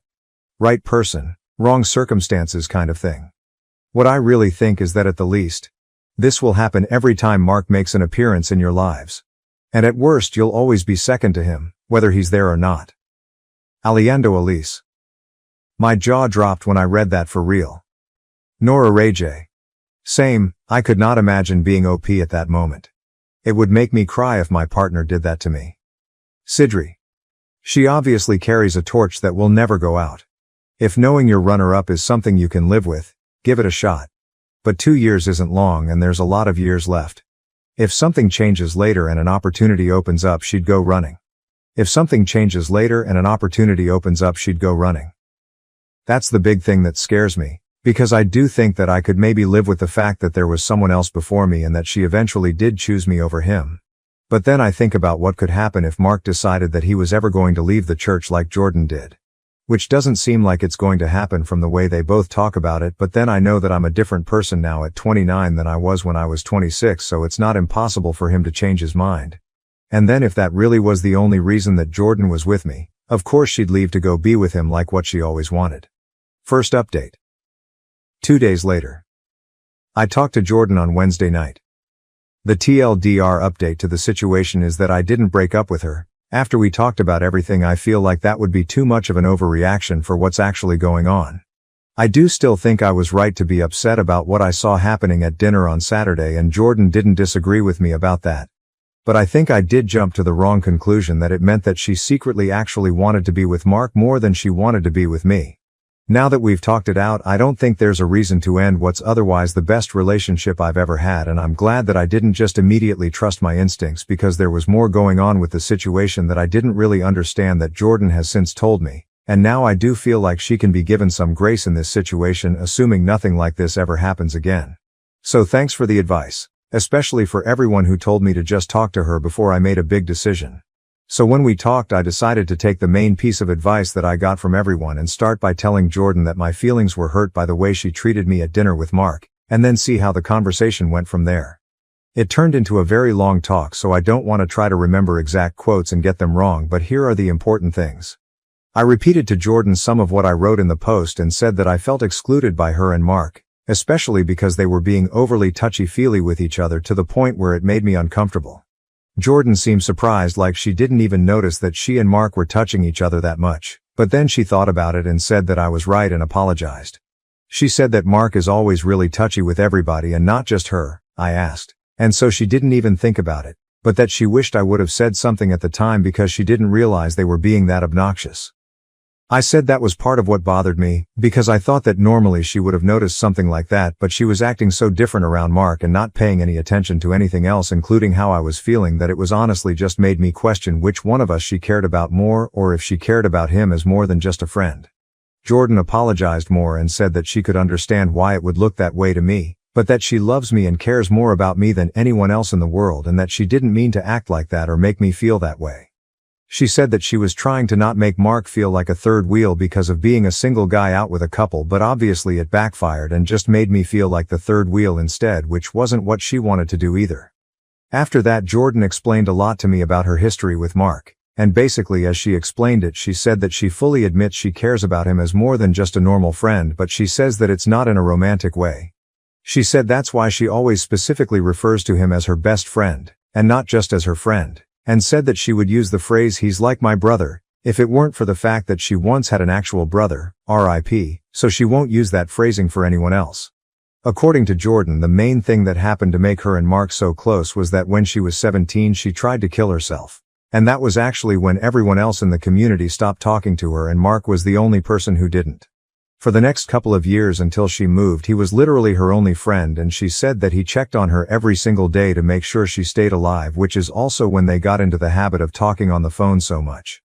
And also apparently during this time Mark's parents thought they were dating and made a big deal about how they shouldn't be, and that's why she made that remark during dinner. Apparently calling Jordan a godless heathen is something that Mark's mom said. I did tell Jordan that Mark basically said to me that he thought the two of them would be married if she had stayed in the church, and I asked her if she thinks that maybe Mark is in love with her even if she doesn't feel the same way. She said definitely not, and I don't think she was being dishonest. I really don't agree with her, but I think she genuinely believes that Mark isn't into her in any way apart from friendship. Her opinion of the situation is that she also thinks she and Mark would eventually have gotten married if she had never left the church or moved. But from her perspective it would have been more because of peer pressure than anything else, and she doesn't think it would necessarily have been a good thing. She thinks Mark was just being honest about that, and that possibly from his perspective he thinks he and Jordan would have made a good couple, but he's probably thinking that because he's just assuming that in that scenario she'd be the perfect church wife, so there's no reason why they wouldn't be a good couple. But then the big thing that happened at the end of the conversation is that Jordan told me that Mark is coming back through our city on his way home from this trip. And so she was going to invite him to hang out with the two of us again, but she said that if I'm going to be uncomfortable with him around, then she won't ask him. A lot of people were saying that if she didn't offer to cut contact with him or to cut down on contact with him, it meant that she valued him over me. So the fact that she brought up on her own that she wouldn't invite him to dinner with us again because I didn't like it seemed like a really good sign to me. Based on everything else that she said, I do understand why she didn't offer to totally stop being friends with him, and I wouldn't expect her to after what she told me about what happened when she was a teenager. So now I'm deciding to take Jordan's word for it that although she and Mark are weirdly close, it's for the reasons that she explained to me and not because she's in love with him. I think the fact that she was immediately apologetic instead of defensive was good, and the way she explained everything did make sense to me. I don't necessarily trust Mark, but I do think I can trust Jordan. But I am going to watch and see if it seems like she's still talking to him as much as she used to, or if anything changes or sounds different. I'm not going to be controlling and tell her that she can't talk to him or that she has to talk to him less, but I want to see if me talking to her about all of this causes her to act any differently at all. I'm kind of thinking she might realize on her own that the way Mark acts towards her actually does seem like he likes her more than a friend now that I've brought it up, but I don't know. It could be that things just go back to exactly the way they were before, and I won't know if anything has actually changed until the next time Mark is around in person, but I don't think that's something I should keep worrying about before it happens. Relevant comments signal _ BlackBerry 326. Holding hands with your opposite sex friend and pushing your foreheads together in front of your monogamous partner is wild, but you do you, homie. Tamerlane_Tully. Well, Reddit, congratulations, we definitely accomplished nothing here. There's some sober pushback in the comments. OOP mostly stands his ground. Pixel_Spartan 117. OP, did she acknowledge that the touching by her was inappropriate? I do not see how she could not have recognized how touchy they were and her lack of physical touch with you. Like many others have said, I am not sure Jordan was being completely honest with you. Did you ask her how she would have felt in a reverse situation? If the three of you meet again, you might want to think about excusing yourself to go to the bathroom or something during the meal and instead hide and film their interaction while you are gone. See if Jordan changes how she interacts when you are not there. I say to capture it on your phone because then you have it to show her if you break up. If she interacts appropriately while you are gone, then she may have gotten the message. She should also start limiting her interactions with him, phone text, because that relationship is not healthy and no SO should have to deal with that if you two get married. It needs to be dealt with now. She did acknowledge that all the touching was inappropriate, yes. When she actually thought back on how much they were doing it and how over the top it was, she was embarrassed and realized she shouldn't have started acting like that just because Mark makes it seem normal. I didn't ask her how she'd feel in the reverse situation because it seemed like she got it immediately as soon as I told her how it made me feel. Unleashed 99. I am glad you spoke up and I am glad you received some clarity on the situation. Unfortunately, I think your girlfriend is lying. The problem is that she is not really lying to you. I mean, she is, but really she's lying to herself. If she is talking to this guy every day and not even realizing how physical she got with him when they met up after being physically separated for so long. She has been lying to herself for so long that the lies to you were just shrapnel from the nuclear lies she keeps telling herself. Obviously, they aren't a compatible couple long-term with their core beliefs being so different, but they have fed their emotional bond for so long that their connection is intense. Dude, she didn't even realize she was physically wrapped into this man with her long-term boyfriend right next to her. That speaks volumes. I have been coaching individuals in the infidelity realm long enough to have seen this same story play out 1,000 times now. I pray I am wrong for your sake, OP. But I fear if she doesn't entirely cut off Mark, you'll be either here or in R surviving infidelity in the next 2 years with a shocked Pikachu face on saying, just found out my fiancé has been cheating with her best friend Mark. I say that and I know it comes out a little snarky, but in all honesty my heart breaks saying it. Having been through betrayal like that personally, I'd gladly sacrifice many things in my own life to help prevent others from experiencing that same pain. So even if you believe your girlfriend, hold on to a shred of doubt and wonder if the experts might have some wisdom to offer your situation. As I saw someone else mention, the book Not Just Friends by Shirley Glass would be amazingly on point for your situation and might lead you towards some growth here. No matter what you choose, I pray you find peace and joy. Good luck.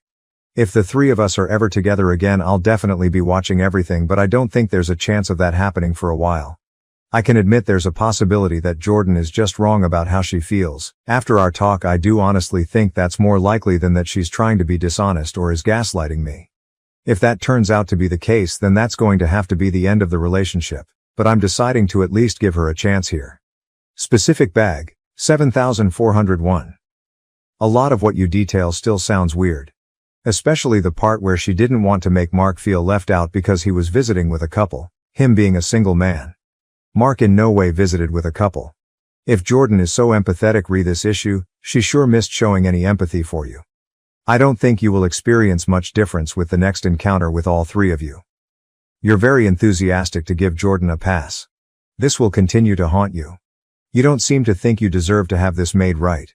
Jordan has a very wide berth. I wish you the best. You just seem to feel you deserve so little. It's so sad. I do agree with you that it still sounds weird, but with more context I'm just more comfortable with it. Don't get me wrong, I still didn't appreciate being treated like a third wheel at dinner, and I still thought that Mark and Jordan were too handsy with each other just in general, and I'm not okay with that continuing.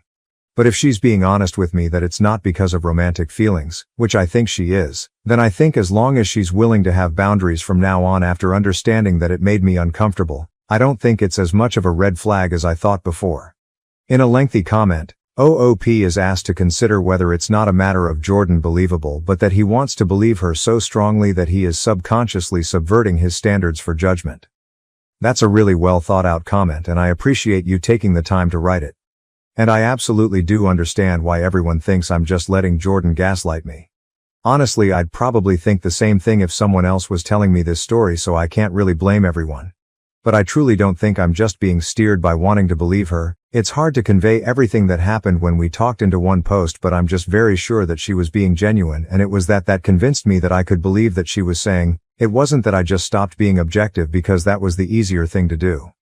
Honestly, I think it would have been easier to keep assuming that what I thought in the first place was true, because honestly it's easier for me to understand. I do think that Jordan's attachment to Mark is weird and probably unhealthy, and even if she doesn't think so, I think there's more than just friendship going on from his side of things. But I think Jordan is being honest that she's not in love with him and that she wants to be with me and not him, and that was the thing that was making me question the relationship. The other stuff that I do still take issue with, I think can be worked out as long as Jordan takes seriously that she can't be acting in a way with Mark that disrespects me and our relationship, even if in her head it's not in a romantic way, and from the way our talk went, I think I can trust her to do so. Second update, 2.5 months later. I apologize if this isn't right. I've never tried to post to my profile on here before, but a lot of people wanted an update and I don't think I'm allowed to post to the original subreddit. The situation seems pretty resolved now, after Mike and Jordan had an argument over everything and are no longer friends. What happened was that after Jordan told Mark we weren't available to hang out when he came back through our city, he blamed me, saying that he could tell Jordan was only saying no to hanging out because I had a problem with him. Jordan admitted that this was part of the reason and told Mark that she wanted a bit of space from him because she was trying to be respectful of our relationship. Mark got really offended and kept asking Jordan to explain why him being around was disrespectful to our relationship, and kept pretending not to understand her answers. And then eventually during the conversation he started trying to guilt Jordan into making time for him and told her that she's become a worse person over the years, because the Jordan he knew would never blow him off. That upset Jordan a lot because she took it as Mark saying that she was a bad person since she left the church, and she started crying and she ended up hanging up on him. Jordan and I talked a lot afterwards. I told her that I thought Mark was toxic because anyone else would have been understanding of what she said. Jordan said that a lot of what he said during the conversation reminded her of being in the church. She said that she couldn't explain it except that it was his attitude when he tried to argue with her, but that it made her not really want to talk to him even outside of anything to do with our relationship. Mark texted Jordan the day after asking if she really wasn't going to come see him and if she was going to pick some boyfriend over her only friend after he's been there for her through everything. Jordan texted Mark back explaining her point again and saying that their friendship couldn't be the same anymore as it used to be now that she was with someone, and that he should understand that. Mark texted Jordan that he couldn't believe she'd treat her best friend like that. Jordan tried to text Mark saying that a friend wouldn't be guilty of tripping her, but it turned out that he had blocked her number.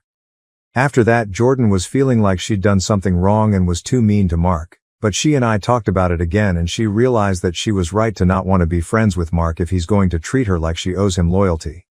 Jordan then blocked him back, including on all her socials, so that if later he changes his mind and tries to apologize, she can ignore him. A couple of weeks went by, and while I'll admit I was pretty happy about not hearing from Mark, Jordan was really bummed about how everything ended.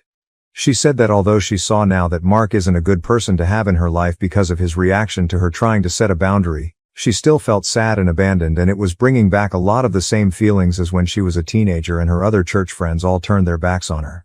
So at this point I asked her if she's ever thought about going to therapy for religious trauma, and she said she'd gone for a few months when she first left the church, but the therapist wasn't really helpful. I suggested that maybe it would be a good idea to try again with a better therapist because it sounds like all this stuff still bothers her a lot, and Jordan agreed with me and decided to make an appointment. She's had a couple of therapy sessions that she says so far are good, but I don't really ask her for any details on what they talk about, so I can't really update on that part of the situation. Relevant comments. Asiktak. Mark sounds toxic at this point. He sounded iffy before, honestly, with the way he was so positive he would have been with Jordan, but this is not the way you treat someone who is supposed to be a friend. He wants to be her number one friend, then he should try actually being a friend and listening. I assume he isn't, because in his religion the man is supposed to speak and the woman is supposed to listen. Yes, tell Jordan to try a different therapist. If the therapist isn't working for her, that just means she has the wrong therapist. She can find a good one, and I really hope she does. Agreed. I didn't trust Mark when I thought he was just in love with her, but seeing him be so shitty and demanding really made it clear that he's a POS. Julia Valentine. I've been reading these posts since it first came out and it sucks that it had to turn out this way, but I think it's for the better. Especially the part of her going back to therapy too. Does she have other new friends not related to the church that she can rely on too? Her having her own support system that is separate from you and Mark could also help her. Anyways, wishing you all the best. Jordan seems like a very lovely girl and I'm glad you both are going strong outside of the trauma. Does she have other new friends not related to the church that she can rely on too? She does. We have a few couples that we're pretty close friends with and she also has a bunch of friends from her work who I know she talks to about problems and all that stuff. My husband finally cut ties with his toxic mom and sister after they demanded we give up our house for my jobless sister-in-law and her family. My in-laws have a very toxic connection with my spouse and it is beginning to ruin my life. Growing up, my husband was my favorite, the golden child, and my mother-in-law was very close to him. Jacob has informed me that because his father was so busy at work, he and his mother spent a lot of time together. However, I've noticed that his sister, Sarah, is not treated equally by my mother-in-law.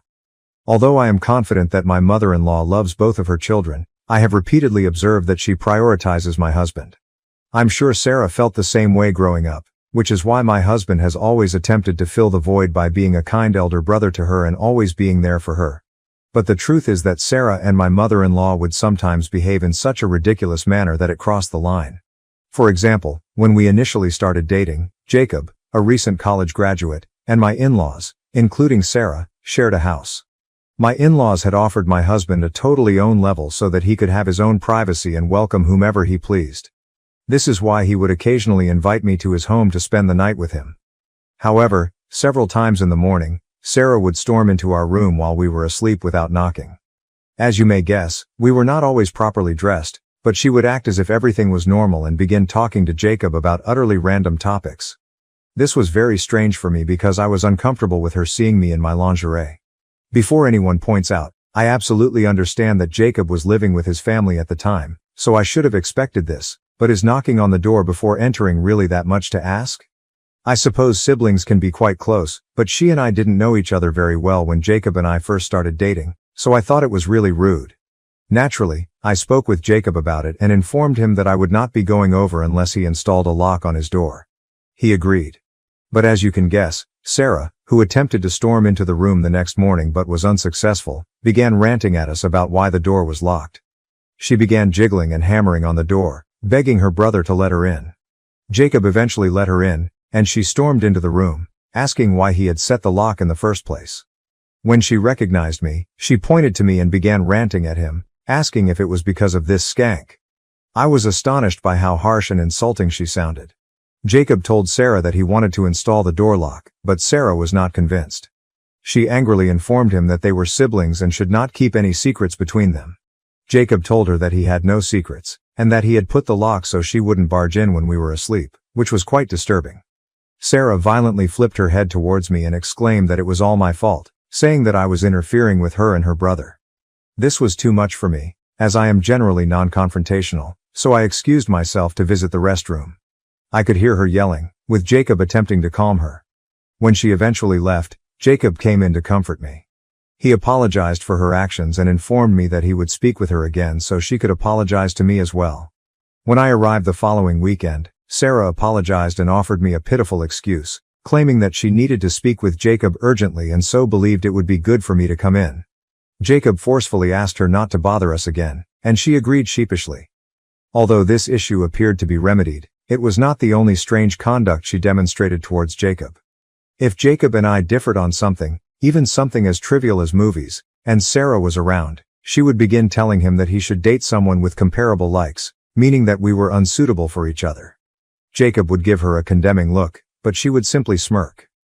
Another episode was Sarah asking me awkward questions about my background in an attempt to delve into my life. Jacob and I had been open about our past since the beginning, but I didn't feel comfortable addressing it with his sister. Regardless of my thoughts, she would ask me questions like, "Why did your ex break up with you? Were you not suitable for him?" Can make remarks like, "My brother's previous girlfriend was far more attractive than you." All of these queries and comments arose when she and I were alone. I began to suspect that she was trying to play a game with me, bringing me down. I initially kept my lips shut, but as the situation progressed, I had enough. One day, I responded to her taunting by stating, I liked my ex-boyfriend's family better than Jacob's because he didn't have nosy, overbearing family members. Sarah was taken aback by my reply, which temporarily silenced her. Even though Sarah had a strange relationship with my husband, my mother-in-law was no exception.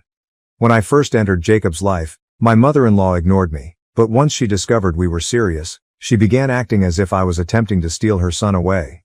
She would purposefully ignore me at dinners and family gatherings, as if I did not exist. Jacob saw this occasionally and tried to talk to her, but she never changed.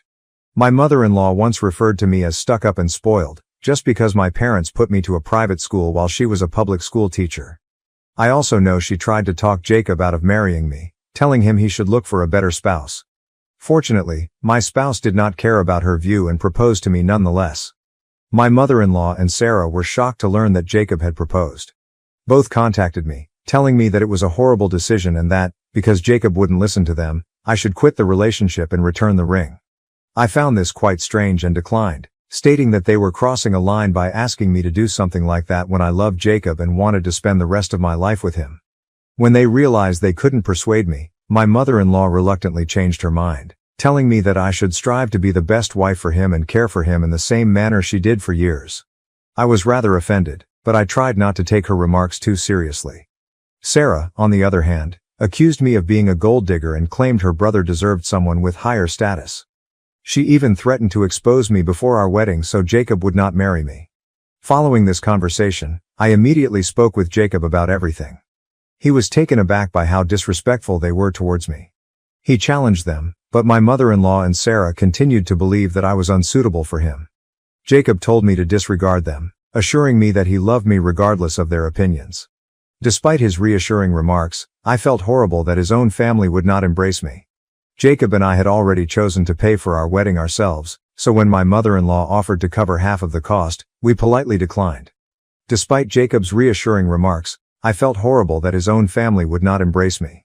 Jacob and I had already planned to pay for our own wedding, so when my mother-in-law offered to cover half of the costs, we politely declined, with Jacob explaining how hard we had worked to save money specifically for this occasion.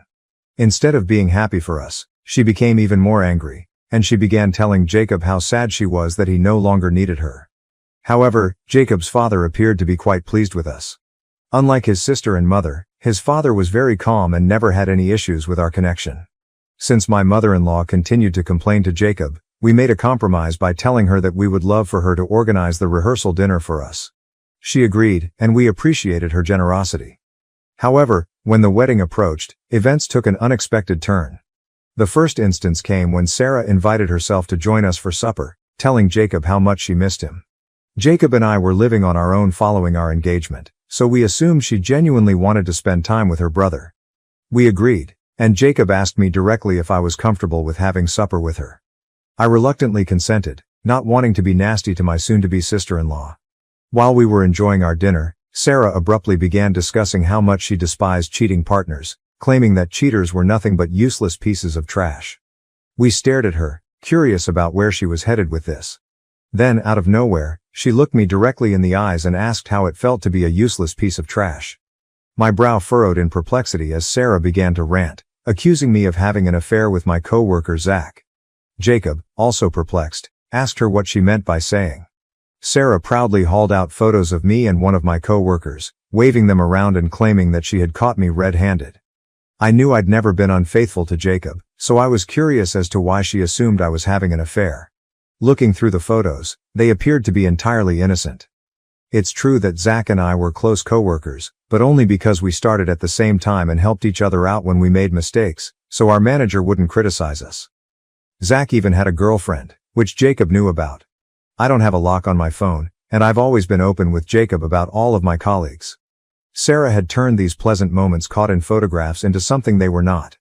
Evidence of a fictitious affair. In truth, they were far from it. Her false charges irritated me since it was obvious she was attempting to damage my reputation and disrupt my connection with Jacob. Before I could defend myself, Jacob, stunned and plainly upset, moved in to help. He questioned Sarah why she was following me around and photographing me with my co-workers in public places without their permission. When Sarah heard this, she began rationalizing her behavior, claiming she simply wanted to investigate me because I was not of their status, and she was scared I was marrying Jacob to steal his money. Jacob told her unequivocally that her charges were false and that she was creating extra drama out of nothing. He tried to reason with her, telling her to stop spreading lies and attempting to destroy our relationship, but Sarah insisted that Jacob open his eyes to the obvious affair that was going on. I also tried to clarify that we were only co-workers, but Sarah insisted on her charges. As her charges grew more serious, the environment became strained. I had had enough and informed her that I was going to make a police report against her for illegally photographing and stalking me. Her look grew terrified as she inquired whether I was serious. I informed her I had all of the evidence. She had purposely tracked me and took these images without my permission, attempting to slander me with ludicrous lies. Sarah stared at Jacob and then back at me, arguing that she did everything to protect her brother and that it wasn't a big deal. She began imploring Jacob to speak with me, worried that if I filed a complaint it would jeopardize her profession and future. I strongly told her that she could only save herself at this time. Sarah inquired what I wanted. I assured her I wouldn't pursue the complaint if she kept away from my life. Sarah had no other option for escaping the situation at that point. She looked to her brother for support, but Jacob defended me, telling her that she should be grateful I was willing to let it go because what she had done was clearly wrong. Sarah reluctantly agreed to stay away from me, and we have not spoken since that day. Jacob still has a relationship with her, but she has never spoken to me again. The second incident occurred shortly before our wedding, at the rehearsal dinner. My mother-in-law, who had insisted on planning the meal, rebuffed our offer of assistance in any manner. She told us that she would take care of everything. However, when we arrived, it was evident that the preparations were far from what we had anticipated. The rehearsal dinner had plastic tablecloths on picnic tables and chilly Mexican food. My mother-in-law was upset throughout dinner, which marred the festive atmosphere. She drank excessively and began behaving inappropriately with the guests, repeatedly stating how she couldn't wait for the wedding to end and how stressful it had been, despite the fact that she had not contributed monetarily or assisted with the planning. Eventually, my father-in-law became irate and escorted her away. Sarah attempted to excuse her mother's actions, but my father-in-law refused to listen. As you might guess, the entire affair was a fiasco, and I began to worry that both my mother-in-law and Sarah would wreck the wedding the next day. That night, Jacob and I had our first disagreement. I informed him strongly that he needed to uninvite Sarah and his mother because, based on their actions, they would surely try to overshadow us at the wedding. My husband angrily protested, promising me that his father would be present and would not allow them to get away with it. Frustrated, I promised that if he didn't uninvite them, there would be no wedding the following day. Jacob was plainly taken aback by my demand, and even knowing how extreme I sounded, I was concerned about what they might do. I did not want to be embarrassed again in front of my family and friends on our wedding day. Jacob definitely lacked firm boundaries, but I hoped that this ultimatum would make him realize how much his family was interfering with our relationship. Thankfully, Jacob understood and made the proper decision. He called his father early in the morning to inform him that his mother and sister were uninvited. Phil didn't appear startled and promised Jacob that he'd make sure my mother-in-law and Sarah didn't show up there unexpectedly. Shortly after our chat with Phil, my mother-in-law and Sarah began contacting Jacob constantly, apparently trying to persuade him to let them attend the wedding. However, Jacob forcefully told them that he did not feel comfortable having them there because of how they had treated me throughout our relationship. Hearing this, my mother-in-law began accusing me of being a terrible influence and interfering with her relationship with her son. Sarah attempted to argue with him, but Jacob was certain in his decision. I felt horrible that Phil couldn't attend our wedding because of his wife and children. I even felt sorry about issuing the ultimatum. But all of my remorse vanished when I discovered from some of Jacob's cousins that Sarah and my mother-in-law had intended to wear white dresses to our wedding. The cousins informed me that in their family WhatsApp group, which only had female members, Sarah had encouraged the others to wear white as well, stating there was no reason for the bride to be the only one. I was astounded by how low they would go just to hurt me. After knowing this, I was relieved they hadn't been invited. Jacob missed his family, but he could see where I was coming from. Overall, we had a lovely wedding, and no one tried to outdo us. Since that day, my mother-in-law and Sarah have stopped talking to me entirely, which I am absolutely okay with. They only invited Jacob around for dinner or special events, which didn't bother me at all. Phil, on the other hand, was always kind to me, and we stayed in touch over the years. Jacob and I painstakingly saved money and finally purchased a new home this year. It was our first home, and we were overjoyed to own something so meaningful. Jacob's parents and Sarah did come to visit for a modest housewarming celebration, but I went to see my parents and spent time with my family instead. Now, to the major point, my mother-in-law contacted me unexpectedly last month. This was really surprising because Mom and I hadn't spoken since the day I married Jacob. Surprisingly, she casually inquired about my well-being and life circumstances. I was taken aback by her unexpected interest, but I responded pleasantly. Then she questioned how it felt to live in such a spacious house with only Jacob and myself. Her remark stung since Jacob and I had been trying to conceive for a long time but were unable to do so owing to infertility concerns. Jacob and I had mourned the thought of never having children, but we gradually accepted it. When I first got the news, I informed Jacob that if he wanted to marry someone else and have children, he could divorce me. But Jacob had always stayed by me, assuring me that it was fine to be childless as long as we had each other. Our families were aware of this, so my mother-in-law's comment was very painful. She then told me Sarah was pregnant again. I was astonished because this would be her 6th child. Jacob had told me how her husband was unemployed and did not believe in using contraception, which resulted in these accidental pregnancies. Sarah's boyfriend was the embodiment of laziness, doing nothing around the house to aid her or the kids. I've heard from Jacob that he treats Sarah like a personal maid. He never pays any bills in the house. Sarah works many part-time jobs, while he spends the entire day gaming. Regardless of how much everyone has talked to her, Sarah never breaks up with him. My mother-in-law then went on to add that because Sarah could no longer afford to work during her pregnancy, she thought Jacob and I should give up our apartment because it was too big for a childless couple like us. I was caught aback by her demand and struggled to find words. I inquired whether she was joking, but my mother-in-law responded that she was serious, that Sarah and her husband deserved to live in a larger house. However, because she did not have enough space in her own home to accommodate them, she invited them to come in with us. The weight of her news weighed in the air as I fought to keep my composure in the midst of the emotional storm. I emphasized to her that this was our house, which we were still paying for, and the idea of someone else moving in without our permission was intrusive and ludicrous. However, my mother-in-law said that she had already spoken with Jacob, who had allegedly consented to this. This was strange because Jacob and I were always open with each other, and I knew he would have told me if he had agreed to let his sister and her family stay with us. I firmly told my mother-in-law that because the house belonged to both me and Jacob, he couldn't grant permission without my agreement. No one was allowed to reside here unless both of us agreed. To reach a solution, I told her that I would be pleased to accommodate Sarah and her husband for a few days if they wished, but that they could not stay permanently. My mother-in-law, on the other hand, began yelling, arguing that as a responsible daughter-in-law, I was required to make room for Sarah and her husband. She also assured me that if I complied with her demands, all previous troubles would be forgiven. In rage, I cynically said, "Sure, I'll be pleased to let them take our place. But you see, we're still paying for it, and I'm confident that if Sarah and her husband move in, they will not assist with the mortgage or bills. So how about you take some responsibility and contribute to their living expenses? I'd be grateful if you could just cover the mortgage, and we'll manage the rest. Of course, with only one job, you'll definitely need a second one to cover the home payments. Please let me know when you intend to get that second job." Hearing this, my mother-in-law exploded in wrath, shouting and voicing her dissatisfaction. She said it was crazy of me to want her to pay the mortgage, and I responded that it was equally ridiculous for her to expect us to care for Sarah's family and allow them to move in. This infuriated her even more, and she continued to yell, while I smiled with satisfaction. She eventually disconnected the call when she saw I wouldn't give in to her demands. Soon after, Sarah called and yelled at me for daring to ask her mother to pay our mortgage. She went on to add that she had always known I was a gold digger.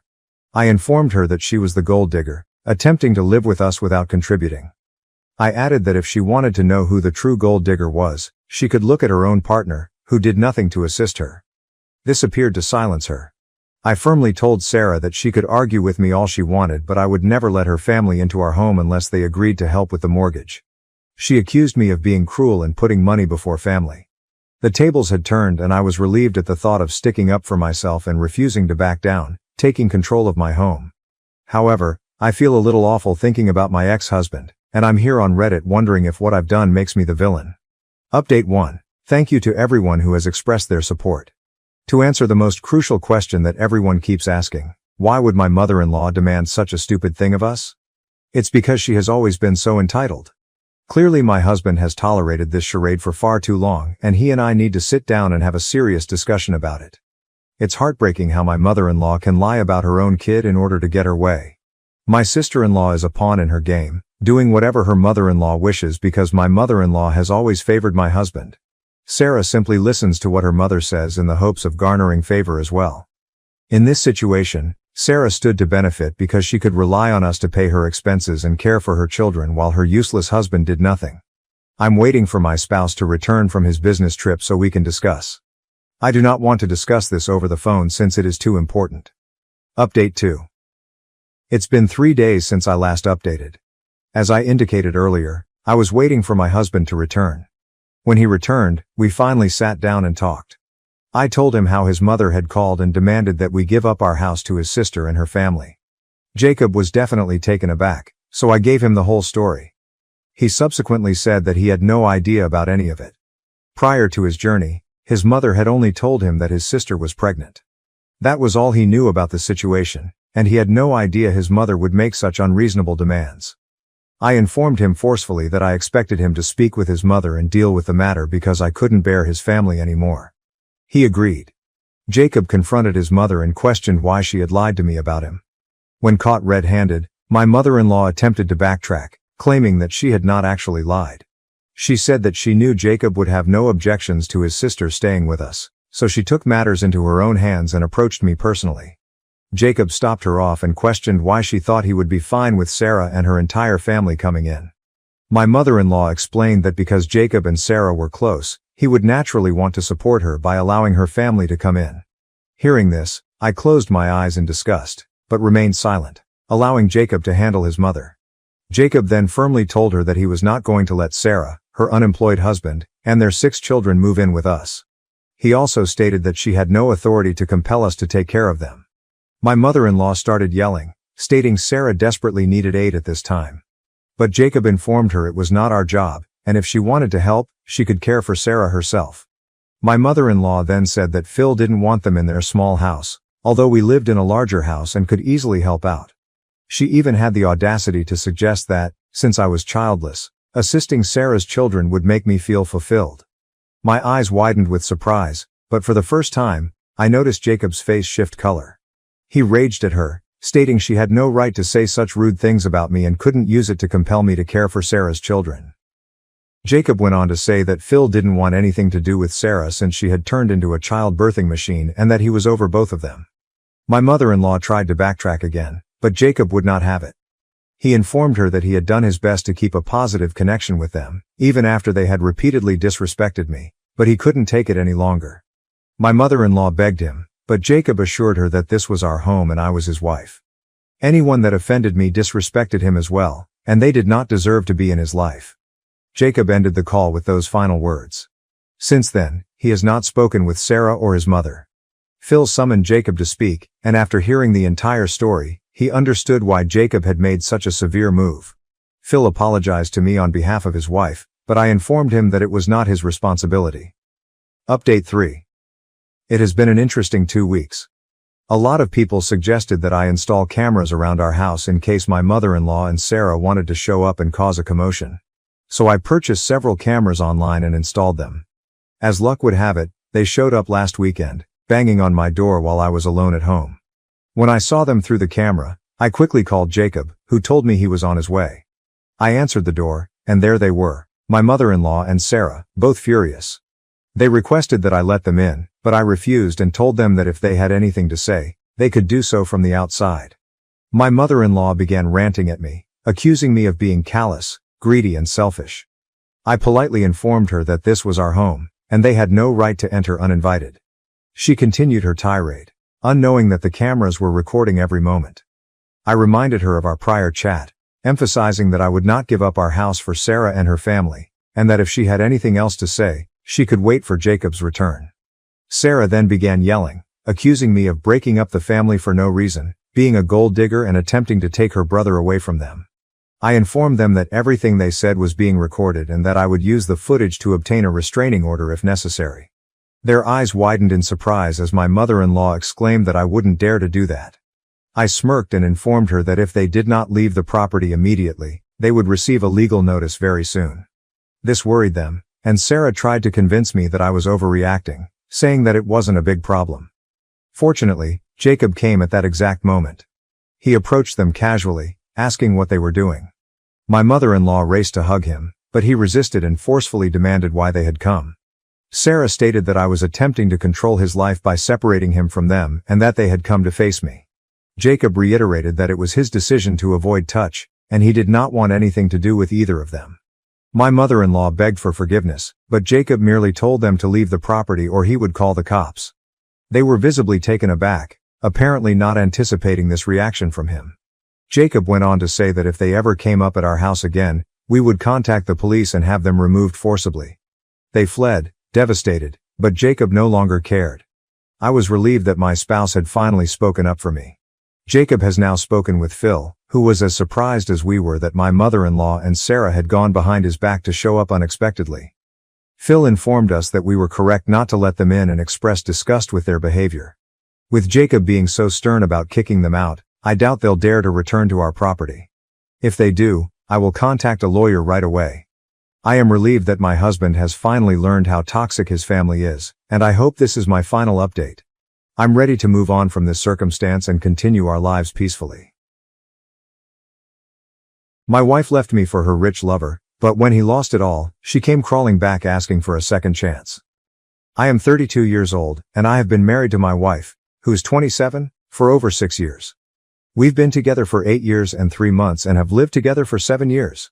In my opinion, everything was always excellent. I felt like we were the ideal relationship. We both have decent careers, secure money, and purchased a home 5 years ago. In February 2022, I tragically lost my mother to a heart attack. The months that followed were extremely difficult for both myself and my wife, who was close to my mother. By harsh, I mean truly rough. We hardly went out twice throughout that time, spending most nights at home relaxing on the couch and watching TV. I wasn't happy, but I assumed we'd get through it. Then D-Day arrived 5 weeks ago. My wife went out drinking with 3 male coworkers, only 5 minutes away from our house. I was okay with it, thinking, cool, but I'm going to bed soon.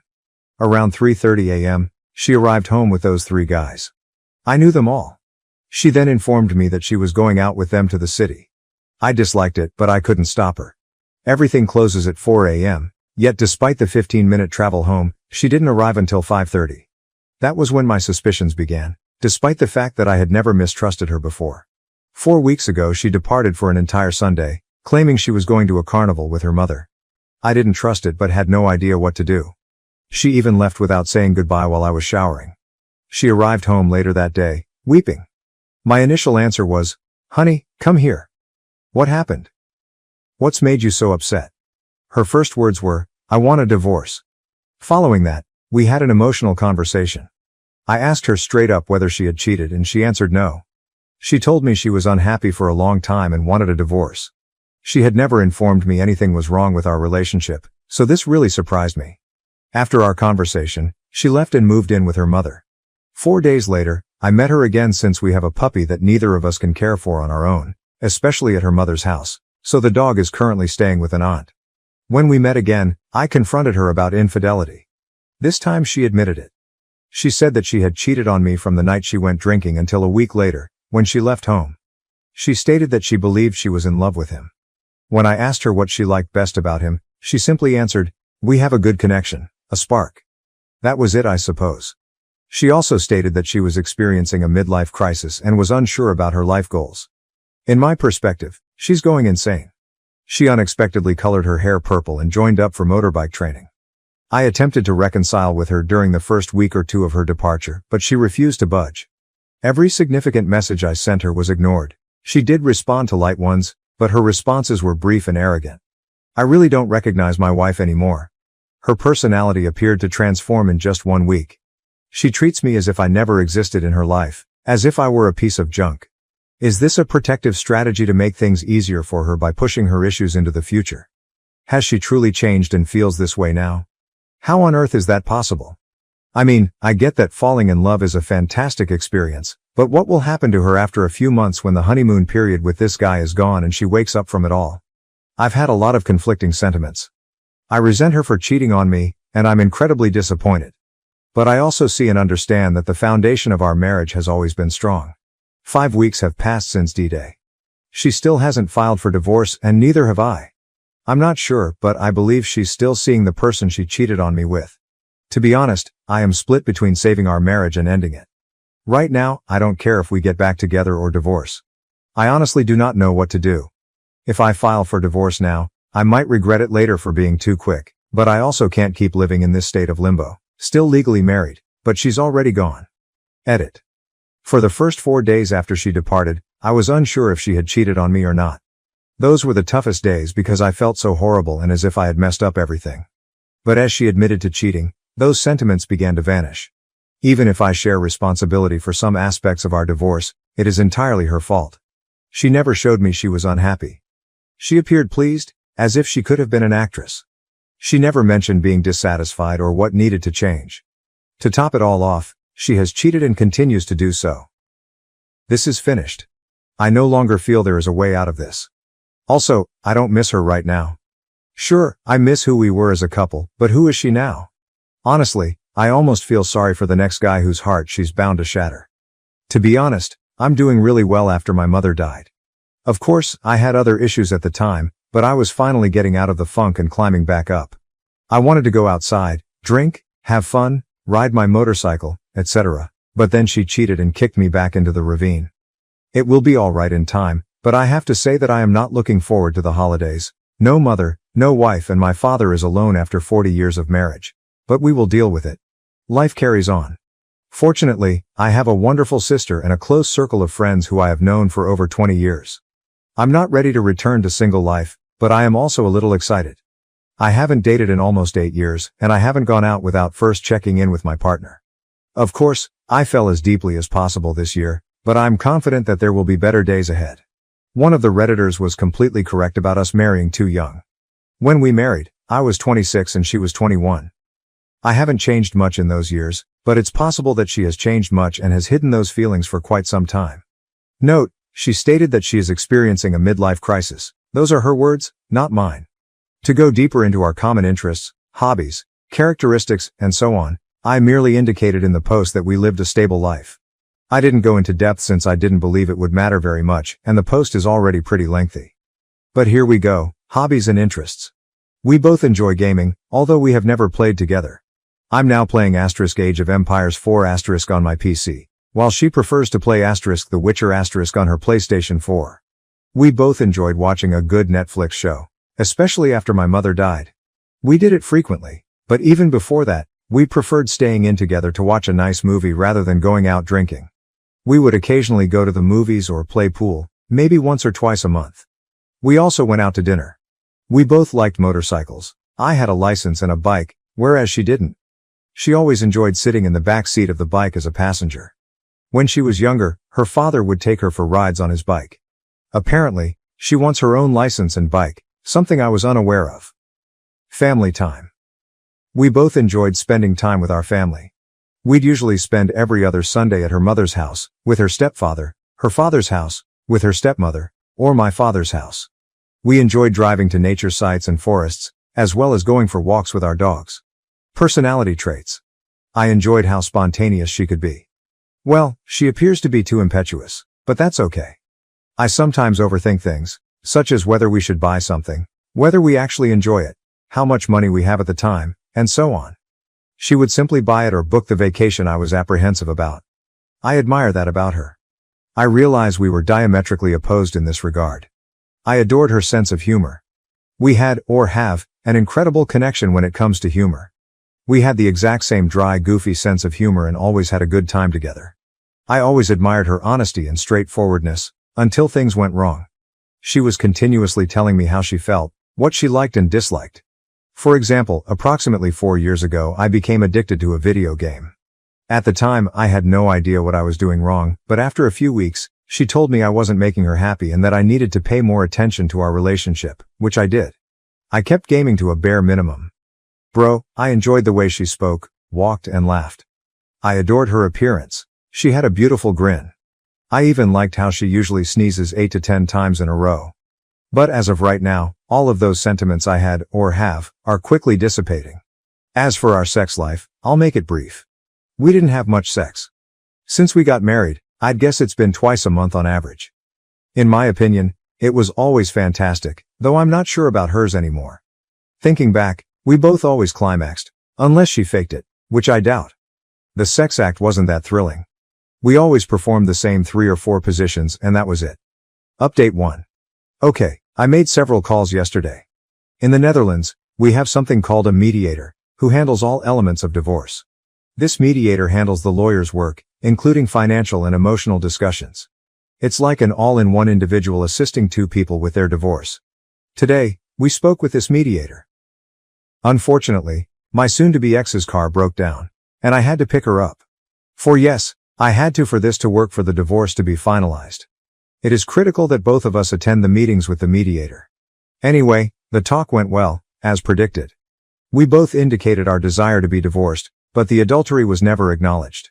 I didn't think it was worth stating that the mediator is neutral and does not take sides. Also, in the Netherlands, there are no rules against cheating, thus she has the same rights as if she hadn't cheated. We remained seated at the table after the mediator had left, barely speaking. Our cats roaming about were the only diversion. After a few minutes, I inquired if she had anything further to say and she said, no. I thus said, okay then, I think you can go now because I don't want you here. She asked, can you take me home? I declined, saying, how you get home is your own problem. I'm not in the mood to drive 30 minutes to get you home. She looked emotional. I believe she expected me to drive her home because, in the past, I had done everything for her. After that, she called her mother, who will pick her up in about an hour. She left the house stating, I'm going for a walk for about an hour until mom arrives to pick me up. She seemed hurt and emotional as she departed, but I'm staying strong. I still notice a lot of unusual behavior on her part, and I believe she is still in the affair fog. Despite everything, I still love her for who she was, but for the time being, I'm staying tough and treating her as if she meant nothing to me. Edit. As of right now, she means nothing to me. She is just no longer the woman I loved and remained faithful to. Query. I have a query that requires some context. For the past 11 years, I have worked as a driver for a transportation firm called Supertrans. I resigned that job 4 months ago and got a new one with another transportation firm. Around 1.5 years ago, I secured my soon-to-be ex a job at Supertrans. She worked in the office, and I was the driver. I also know her affair partner, AP, who works in the warehouse at Supertrans. Because I worked there for 11 years, I know everyone in the Supertrans office. Everyone liked me, and I was close friends with some of the dispatchers. As far as I know, my old co-workers, her present co-workers, are aware that we are divorcing, but no one is aware that she is, or has been, having an affair with AP, a warehouse employee. Her direct co-worker, who works at the desk next to her, is a 32-year-old gay man who was also present on the night my wife cheated. I will call him Thomas. However, he left early that night. Thomas was one of my favorite persons at their office, and he also liked me a lot. My soon-to-be ex is currently on vacation and will return to work next Monday. I know Thomas likes me and wants the best for me. I'm seriously considering sending Thomas a message explaining what occurred and revealing the affair to him. Of course, I'd like to warn him that my wife has no morals and cannot be trusted. I mean, Thomas has to work with her on a daily basis. I want him to understand what kind of person my soon-to-be ex is. I also plan to inform him who the AP is because Thomas was with them the night she cheated. I want Thomas to understand how morally bankrupt the AP is, and I understand that this may appear to be a desire for vengeance. I suppose I do. This woman has put me through hell. I mentioned a few weeks ago that I would love to hear about her having a bad day at work next Monday since her co-workers knew she deceived me and had an affair. Really, everyone liked me. I've known the majority of her staff for more than 10 years. Furthermore, I have the option of telling or not telling anyone about her adultery. Okay. So this isn't the question I intended to ask. Should I do this? But I believe I've already made up my mind. I'd like to hear your thoughts on it and why you think I should or should not. Update 2. You've all been a tremendous assistance in my predicament. I must admit that I am mentally exhausted, but overall, I am doing better than I could have expected after only 6 weeks. I have a question regarding my soon-to-be ex-wife's current behavior. Is it common for my soon-to-be ex to treat everyone around her as trash, except her AP and her own parents? I suppose. She is clearly treating me horribly, with no respect, as if I were the worst spouse ever. She claims she's been miserable for several years, which I think is pure nonsense. Anyway, I don't really care what she's doing to me anymore. She's wrecking her life, not mine, but it's having an impact on others as well. My father gave her the sweetest note he'd ever given. And she didn't even respond with a thank you, nothing. After my mother died in February of last year, my wife would often take my father to a nearby amusement park. They both have subscriptions to it, so they go very frequently. My father adored her, and I am witnessing him age by the hour, which saddens me deeply. My soon-to-be ex-wife does not even send a thank you note. She simply leaves him to read. She also stated that she wanted to be close friends with my younger sister, but they have not spoken in several weeks. Also, my wife was meant to spend the day with her best friend, a common friend of ours, but she is now ignoring her. Her best friend texted her numerous times yesterday, wondering whether today was still on, but my wife did not respond or even check her texts. She also didn't answer the phone. So today, when they were meant to meet, the same thing happened. She didn't answer the phone. Her BFF sent her one more message, wondering whether she was still coming. No response. She didn't even read the messages, even though her WhatsApp status reveals she was online after they were sent. Needless to say, her best friend has been crying all day. She took the day off to spend with my wife, go shopping, and have fun, and then this happened. Is this typical behavior for someone in an affair fog, or might it be something else? I don't care what my wife is doing. I'm done with her, but this is so awful for her best friend. She's been crying on her couch all day because my wife treats her this way. While I'm composing this, another question comes to mind, but I believe I already have the answer. My soon-to-be ex-wife is telling everyone we broke up because we grew apart and she hasn't been happy in years. I believe it is typical for a cheater to make excuses and not be open about what happened and how they fell in love with someone else. Oh, I almost forgot something really crucial. Her BFF, a common buddy, really stayed with us for 6 months, from November 2021 to April 2022. She had recently gotten out of a nasty relationship and had no place to stay. We had an extra room, so we brought her in. Anyway, my wife and her best friend actually discussed everything, including our relationship and sex life. Everything. I talk to her best friend every day and she's been extremely lovely and completely honest with me. I asked her whether anything my wife had said about being unhappy with me for an extended length of time was genuine. BFF claims it's all lies. My wife has never mentioned anything to her, nor has she expressed any displeasure with me. Keep in mind that they told each other everything except their feelings of unhappiness. So either my soon-to-be ex-wife is clearly lying now, I'm not sure why, possibly to explain her cheating on me and fleeing our marriage, or she has kept her unpleasant feelings hidden from absolutely everyone but herself. I honestly do not know. But in my experience, I've never noticed her being dissatisfied with me, and BFF agrees. Many thanks again, everyone. Your help has been invaluable, and I would not be where I am today without it. Edit. I honestly hope karma hits her hard, sooner rather than later. Also, when people ask me why we're getting divorced, I tell them the truth about her being a selfish cheater. Just yesterday, a female acquaintance shared my communications from my wife and her. The discussion went like this. Oh my God, honey, is it true you and your husband are separated? My wife said, yes, sadly, this is the truth. The companion inquired, oh my God, no, what happened? My wife responded, yeah, well, we just grew apart over the last few years and have different life goals. We chose to terminate it. Needless to say, I corrected this and told our friend the truth, that my wife cheated on me, pretended to be in love and abandoned me for another man. Everyone who learns the truth from me is shocked. By the way, no one, including myself, expected my wife to do this. Update 3. I plan to make a new post in a few weeks. For now, I'm fine. When I realized she was out there living her life without me, I began doing the same. I spoke with my soon-to-be ex-wife several times, and the conclusion seemed to be that she still loved me, but it wasn't fun anymore, which is not surprising given my mother's unexpected death in February. She claims to be in love with the AP, but without any strings attached. I never saw her being dissatisfied with me, and she even stated that she was unhappy with life in general. So what I believe happened was that she cheated, developed affections for AP and abandoned me for him. Once that was evident, I decided to let her go and focus on myself. At this point, I don't care what she's doing or if she'll return. I am fine either way. Work is going well. I've joined a gym and have been going 3 times a week. My muscles are hurting, and I've been talking to this lovely girl since childhood. Even though it's only friendship, I'm grateful to have a female friend with whom I can chat about anything. She lost her father last year, so we can all empathize with losing a parent. So sure, I'm fine. Regarding the divorce, we had to acquire a large number of documents, which were then forwarded to the mediator. We are currently waiting to hear from him before scheduling our next meeting and moving forward with the divorce. As of right now, I've already decided that the divorce will proceed, regardless of whether my soon-to-be ex-wife returns. Divorce is inevitable since the marriage has ended.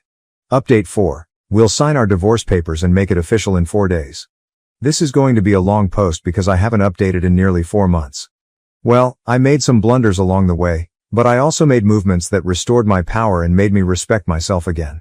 For starters, 5 months after the first shock, I no longer think about or feel affected by the adultery. So, for everyone going through a difficult period, please believe me, it will get better, and time is on your side. After adultery and our breakup, I committed blunders. I begged, pleaded, became angry, furious, and felt completely out of control, as if she had lost her mind. This persisted for around 2 months. Unfortunately, after this period, I decided to stop whining. I told her that I had given it a lot of thought and that I would still be open to seeing her and talking to her, that I believed there might be a future for us, but that I couldn't guarantee anything. I have not contacted her in the last 3 months, at least not about casual matters or the relationship. The only things I inquired about were our upcoming divorce, finances, and our shared house. I didn't just sit and wait for the past 3 months. I am now 32 years old, and for the first time in my life, I went to the gym to work out, muscle building specifically, as I have always been on the slim side. For the past 3 months I've been going to the gym 4 times a week with complete dedication. I'm also seeing an improvement in my muscles and appearance. However, this goes beyond. The gym not only improves my physical look, but it also benefits my mental health. At first I started working out to keep myself occupied and distracted, but 3 months later, I look and feel much better about myself. I'm rediscovering confidence that I didn't realize I had. Pro tip of the day. When you're going through a difficult moment, the gym seems to help both physically and mentally. Regarding our shared house, I spoke with the bank, and I'm able to lend more money and take on a larger mortgage. I have to pay my ex-wife approximately $65K for the house, but I am able and will do so. After signing everything and paying her, I will be the only owner of the mutual house, which is worth approximately $300,000. I'm not happy about having to pay her $65K, but in the long term, I'm far better off owning my own home, which is worth roughly 5 times that amount. Furthermore, she no longer has her own home. She officially lives with her mother again, but I know she frequently visits AP's place. I'm not contacting her, so how do I know? I will get to that. My ex and I share a mutual buddy. We never hang out together, but we do communicate on a regular basis. As far as I know, my ex left me to be with AP and immediately began a new relationship. I'm not sure what's going on with my ex, and at times it appears she's lost her mind. I try to keep my thoughts away from her, but occasionally they travel where they shouldn't. At the moment, I think I could refer to AP as BF because that's what he is now. However, I will stick with AP because that is how it began. Anyway, concerning AP and my ex-wife, karma is a B*******, and it's beginning to bite hard. When my ex and AP first got together 5 months ago, everything appeared fine for them. However, the tables are starting to turn. AP is currently at home suffering from depression, which I know since a common acquaintance showed me screenshots of a chat between my ex-wife and her. Additionally, AP is currently out of work. Even when the infidelity initially occurred, I always felt superior to AP due to his lack of morality. And I had already concluded that he was worthless in comparison to me. Well, now I know for certain, which makes me feel like my ex-wife has gone insane. I'm not conceited, but I am certain that I am the catch and a far superior man than her AP. A little extra. At the beginning of their relationship, I was still contacting and warning her. Well, I think I was correct all along. Not only does AP prove himself to be the loser I suspected he was, but he also introduces her to a substance that has the potential to destroy her life. I discovered this through a mutual buddy. I haven't spoken with my ex-wife about it. If she wants to trash her own life, that is her choice, but it appears to be going bad quickly. My ex-wife is undoubtedly struggling and may even be questioning her own decisions. I hadn't spoken or seen her over the holidays, Christmas and New Year's. However, around a week into the new year, 2023, she texted me unexpectedly, asking if I was home and if she could come over. She came over to my house and the visit lasted only about 5 minutes. She stopped by to tell me she had spent Christmas Day alone, sobbing. She inquired about my holidays and how I was doing. I informed her that my Christmas was okay, but not the best. I lost my mother last year, and these were the first holidays without her, so it was decent but not amazing. However, I told her I was doing well, which I am.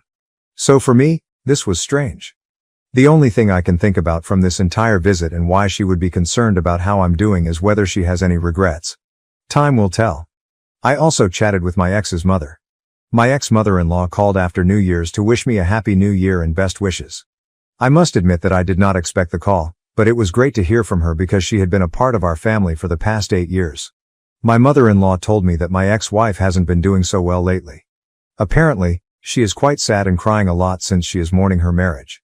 My ex even told her mother, "I wish it wouldn't have to be like this," implying that she is having second thoughts. However, only my ex has the ability to reach out and make a move, which I do not anticipate happening at this time. The only authority I truly have is to grant her the divorce she requested and then walk away from her life, which I did.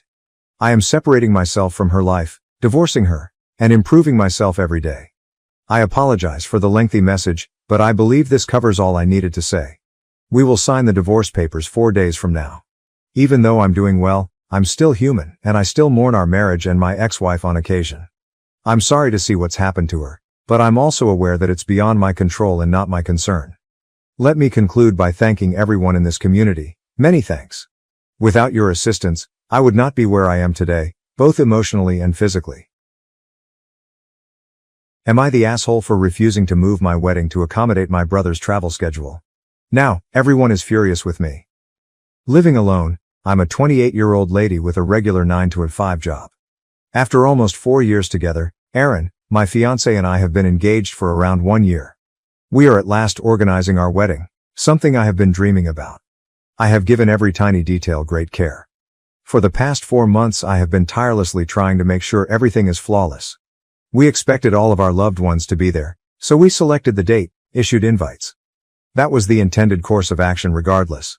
Brandon and Daisy, my parents, make for an intriguing team. My 58-year-old dad works for a building company.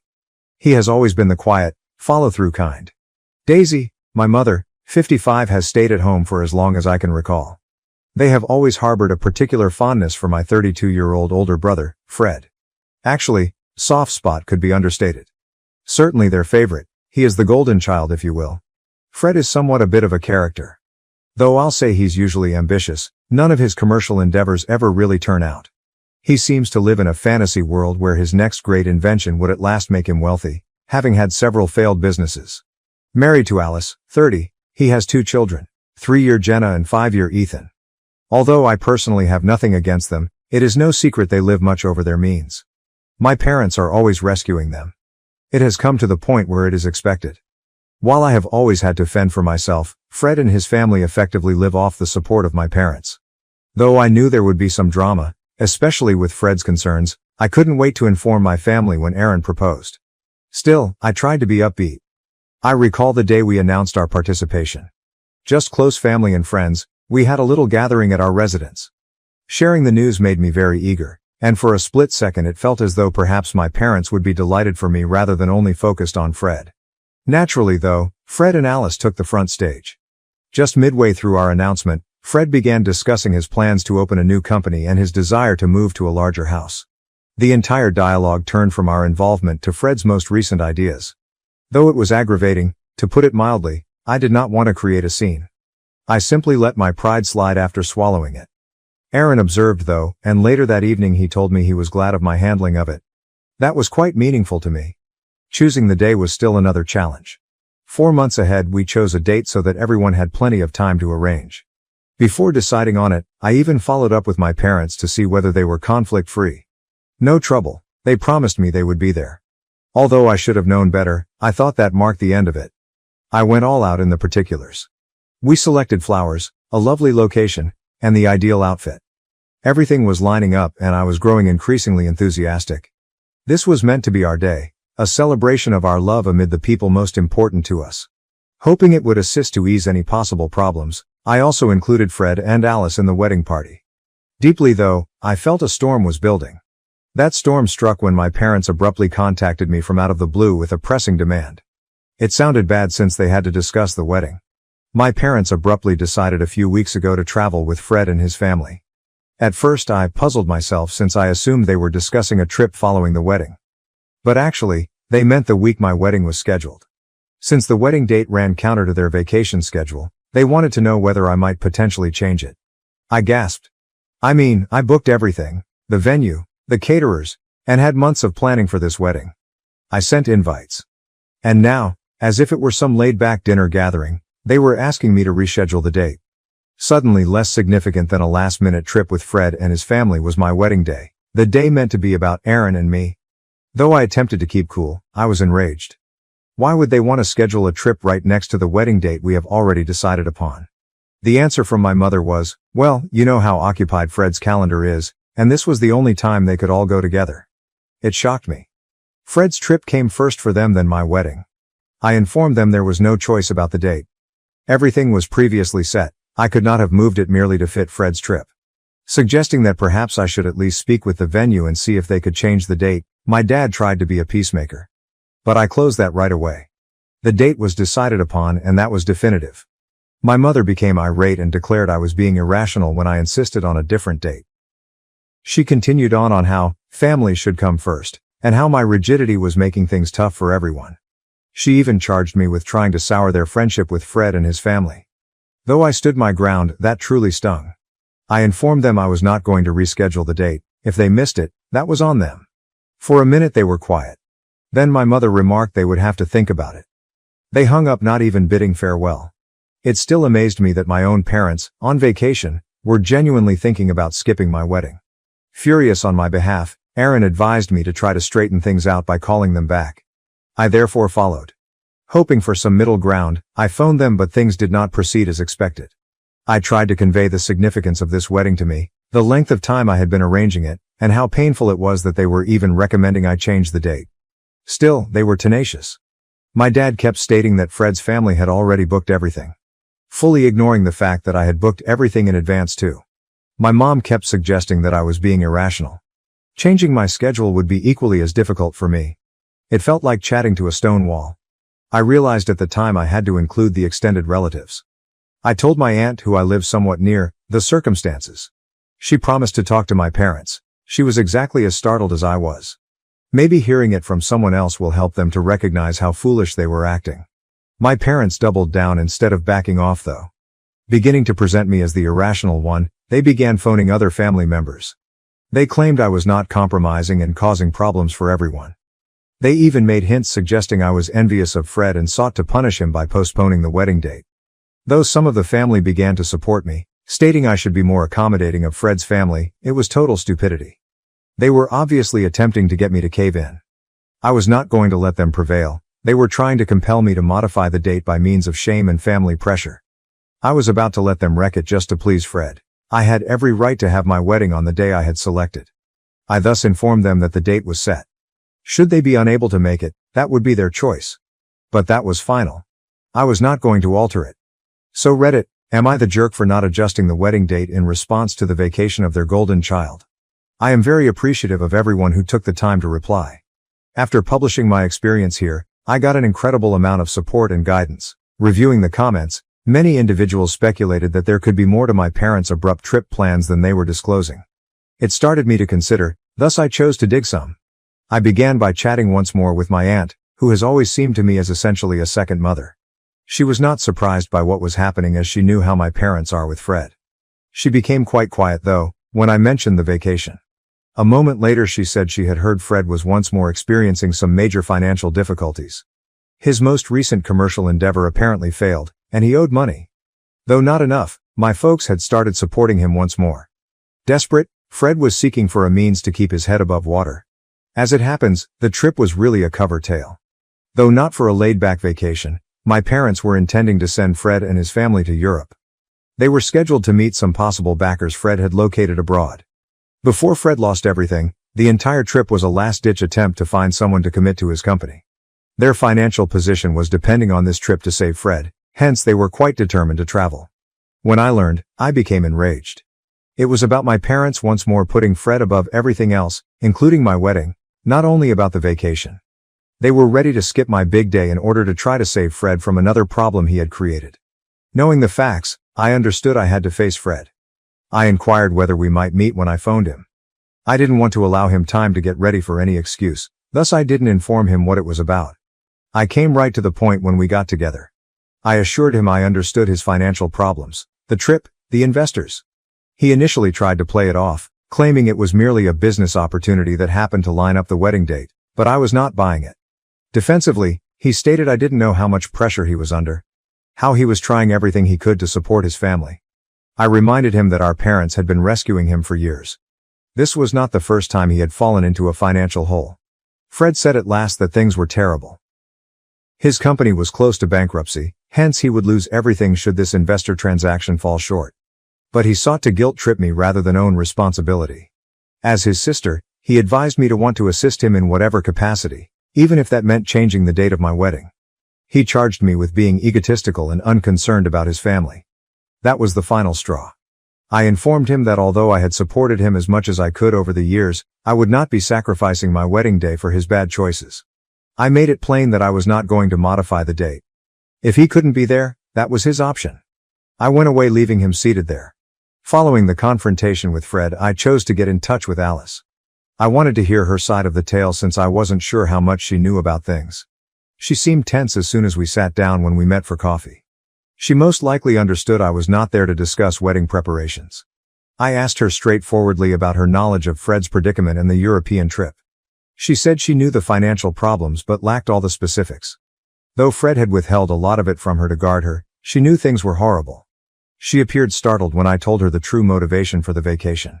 She was unaware that my parents intended to try to find investors for Fred's company during the trip. Alice said she had been concerned about Fred's spending patterns for some time, but every time she brought it up he would dismiss her. She also said she was disappointed about missing the wedding, but Fred had persuaded her this trip was absolutely essential for their futures. When I told her how much this was affecting me and how it was seriously dividing the family, she seemed really offended.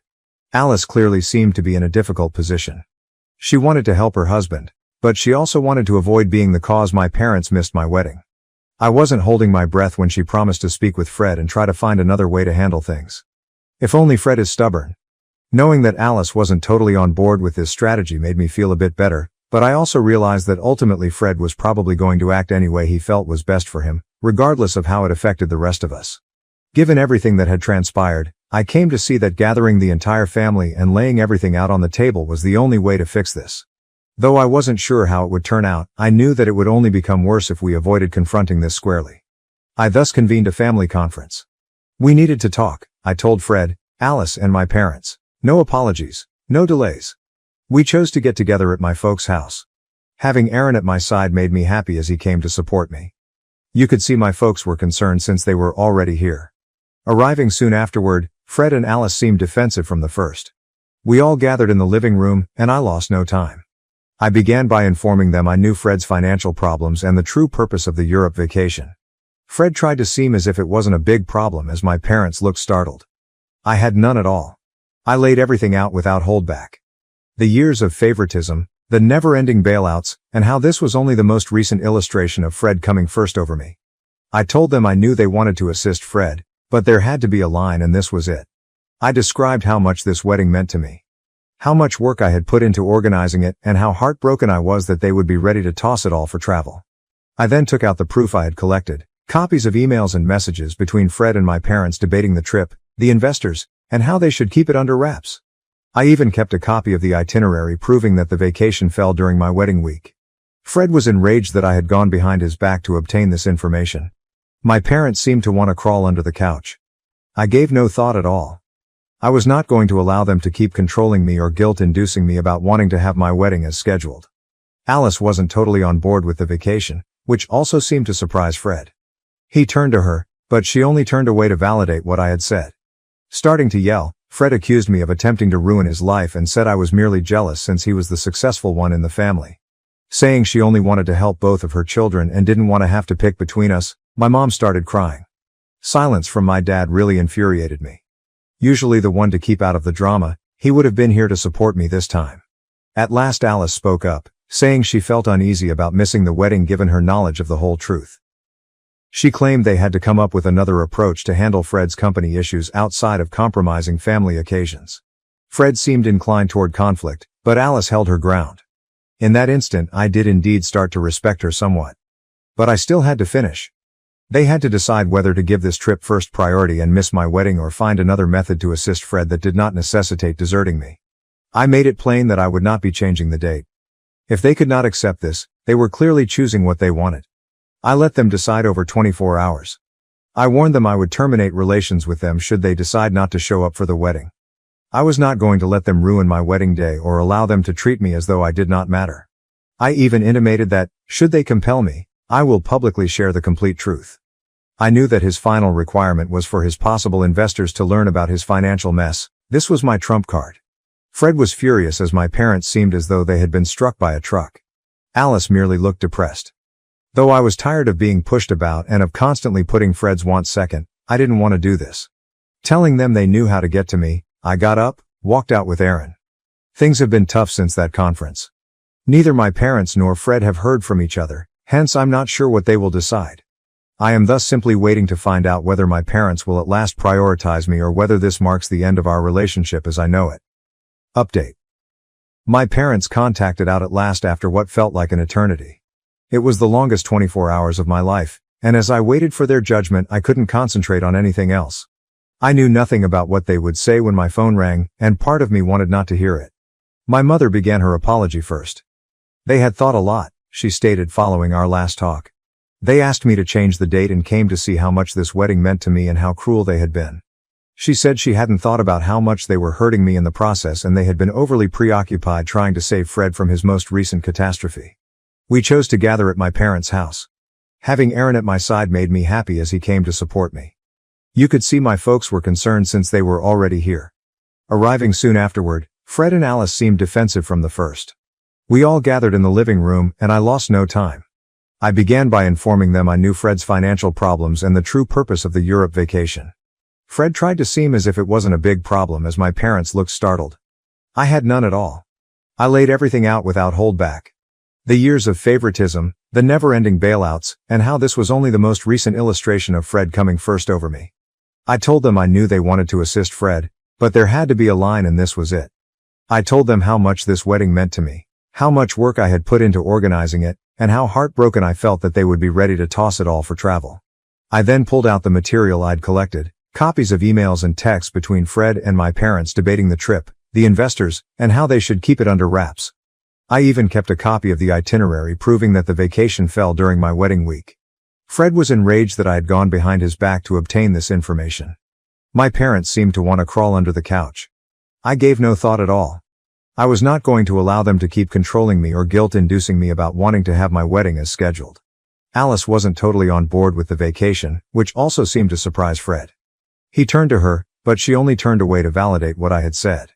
Starting to yell, Fred said I was merely jealous since he was the successful one in the family and accused me of wanting to ruin his life.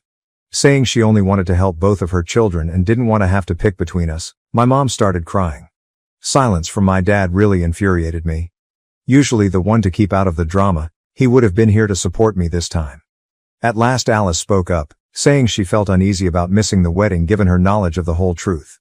She claimed they had to come up with another approach to handle Fred's company issues outside of compromising family occasions. Fred seemed inclined toward conflict, but Alice held her ground. In that instant I did indeed start to respect her somewhat. I still had to finish though. They had to decide whether to give this trip first priority and miss my wedding or find another method to assist Fred that did not necessitate deserting me. I made it plain that I would not be changing the date. If they could not accept this, they were clearly choosing what they wanted. I let them decide over 24 hours. I warned them I would terminate relations with them should they decide not to show up for the wedding. I was not going to let them ruin my wedding day or allow them to treat me as though I did not matter. I even intimated that, should they compel me, I will publicly share the complete truth. I knew that his final requirement was for his possible investors to learn about his financial mess. This was my trump card. Fred was furious as my parents seemed as though they had been struck by a truck. Alice merely looked depressed. Though I was tired of being pushed about and of constantly putting Fred's wants second, I didn't want to do this. Telling them they knew how to get to me, I got up, walked out with Aaron. Things have been tough since that conference. Neither my parents nor Fred have heard from each other, hence I'm not sure what they will decide. I am thus simply waiting to find out whether my parents will at last prioritize me or whether this marks the end of our relationship as I know it. Update. My parents contacted out at last after what felt like an eternity. It was the longest 24 hours of my life, and as I waited for their judgment I couldn't concentrate on anything else. I knew nothing about what they would say when my phone rang, and part of me wanted not to hear it. My mother began her apology first. They had thought a lot, she stated following our last talk. They asked me to change the date and came to see how much this wedding meant to me and how cruel they had been. She said she hadn't thought about how much they were hurting me in the process and they had been overly preoccupied trying to save Fred from his most recent catastrophe. We chose to gather at my parents' house. Having Aaron at my side made me happy as he came to support me. You could see my folks were concerned since they were already here. Arriving soon afterward, Fred and Alice seemed defensive from the first. We all gathered in the living room and I lost no time. I began by informing them I knew Fred's financial problems and the true purpose of the Europe vacation. Fred tried to seem as if it wasn't a big problem as my parents looked startled. I had none at all. I laid everything out without holdback. The years of favoritism, the never-ending bailouts, and how this was only the most recent illustration of Fred coming first over me. I told them I knew they wanted to assist Fred, but there had to be a line and this was it. I told them how much this wedding meant to me. How much work I had put into organizing it, and how heartbroken I felt that they would be ready to toss it all for travel. I then pulled out the material I had collected, copies of emails and texts between Fred and my parents debating the trip, the investors, and how they should keep it under wraps. I even kept a copy of the itinerary proving that the vacation fell during my wedding week. Fred was enraged that I had gone behind his back to obtain this information. My parents seemed to want to crawl under the couch. I gave no thought at all. I was not going to allow them to keep controlling me or guilt-inducing me about wanting to have my wedding as scheduled. Alice wasn't totally on board with the vacation, which also seemed to surprise Fred. He turned to her, but she only turned away to validate what I had said. Starting to yell, Fred said I was merely jealous since he was the successful one in the family and accused me of wanting to ruin his life. Saying she only wanted to help both of her children and didn't want to have to pick between us, my mom started crying. Silence from my dad really infuriated me. Usually the one to keep out of the drama, he would have been here to support me this time. At last Alice spoke up, saying she felt uneasy about missing the wedding given her knowledge of the whole truth. She claimed they had to come up with another approach to handle Fred's company issues outside of compromising family occasions. Fred seemed inclined toward conflict, but Alice held her ground. In that instant I did indeed start to respect her somewhat. I still had to finish though. They had to decide whether to give this trip first priority and miss my wedding or find another method to assist Fred that did not necessitate deserting me. I made it plain that I would not be changing the date. If they could not accept this, they were clearly choosing what they wanted. I let them decide over 24 hours. I warned them I would terminate relations with them should they decide not to show up for the wedding. I was not going to let them ruin my wedding day or allow them to treat me as though I did not matter. I even intimated that, should they compel me, I will publicly share the complete truth. I knew that his final requirement was for his possible investors to learn about his financial mess. This was my trump card. Fred was furious as my parents seemed as though they had been struck by a truck. Alice merely looked depressed. Though I was tired of being pushed about and of constantly putting Fred's wants second, I didn't want to do this. Telling them they knew how to get to me, I got up, walked out with Aaron. Things have been tough since the conference. Neither my parents nor Fred have heard from each other, hence I'm not sure what they will decide. I am thus simply waiting to find out whether my parents will at last prioritize me or whether this marks the end of our relationship as I know it. Update: my parents contacted out at last after what felt like an eternity. It was the longest 24 hours of my life, and as I waited for their judgment I couldn't concentrate on anything else. I knew nothing about what they would say when my phone rang, and part of me wanted not to hear it. My mother began her apology first. They had thought a lot, she stated following our last talk. They asked me to change the date and came to see how much this wedding meant to me and how cruel they had been. She said she hadn't thought about how much they were hurting me in the process and they had been overly preoccupied trying to save Fred from his most recent catastrophe. She then informed me they had decided to postpone their European vacation. After all, they planned to be at the wedding. Surprised, I had readied myself for the worst since I knew Fred would be chosen once more. It was such relief to hear them select my wedding over the trip. Next my dad answered on the phone to validate what my mother had said. He said he will be there for me on my big day and apologies for not acting sooner. He also said they needed to rethink how they had been managing things as they were beginning to see how much Fred's problems will impact the family. Though it was a start, it was not precisely the sincere apologies I had been expecting for. Most important was that they were traveling to the wedding. I appreciated their choice and our call concluded on an unexpectedly upbeat note. It felt for the first time in a long time, like perhaps things might improve between us. My parents started canceling the Europe trip right away after the decision was made. As you could expect, Fred's reaction to them telling him the trip was canceled was not great. Fred was irate. Almost right away, he called to ask what I had said to our parents to cause them to postpone the trip. I told him I had just told them the truth, that their participation at my wedding meant more to me than anything else and that they had to decide what was more vital. Fred said I was trying to harm his prospects of turning his company around, therefore accusing me of influencing them. He even implied that, driven by jealousy, I was trying to ruin his life. Though it was the same old song and dance I had heard from him a million times before, this time I resisted letting it get to me. I gently informed him that our parents had decided upon their own course and that I had nothing to do with his difficulties. He could be furious with someone, not with me, if he wanted to be angry with someone. Fred then hung up on me and I didn't hear from him for some time. Though I was concerned about how this would impact the wedding day, I was also glad my parents were at last seeing the whole picture. They had decided to be by my side, and that was a positive direction. Over the next several days, my parents began to examine their connection with Fred and me closely. Several times my mother checked in with me, and during one of those calls she admitted that she and my dad had been discussing their treatment of us growing up a lot. She said they had always considered Fred as the one who required more help and attention due to his problems, but in doing so they had neglected my needs and taken my freedom for granted. She told me they were starting to understand how much they had harmed me over the years by always putting Fred first. Apparently, my dad brought it up saying they should constantly support Aaron and me rather than only during difficult times.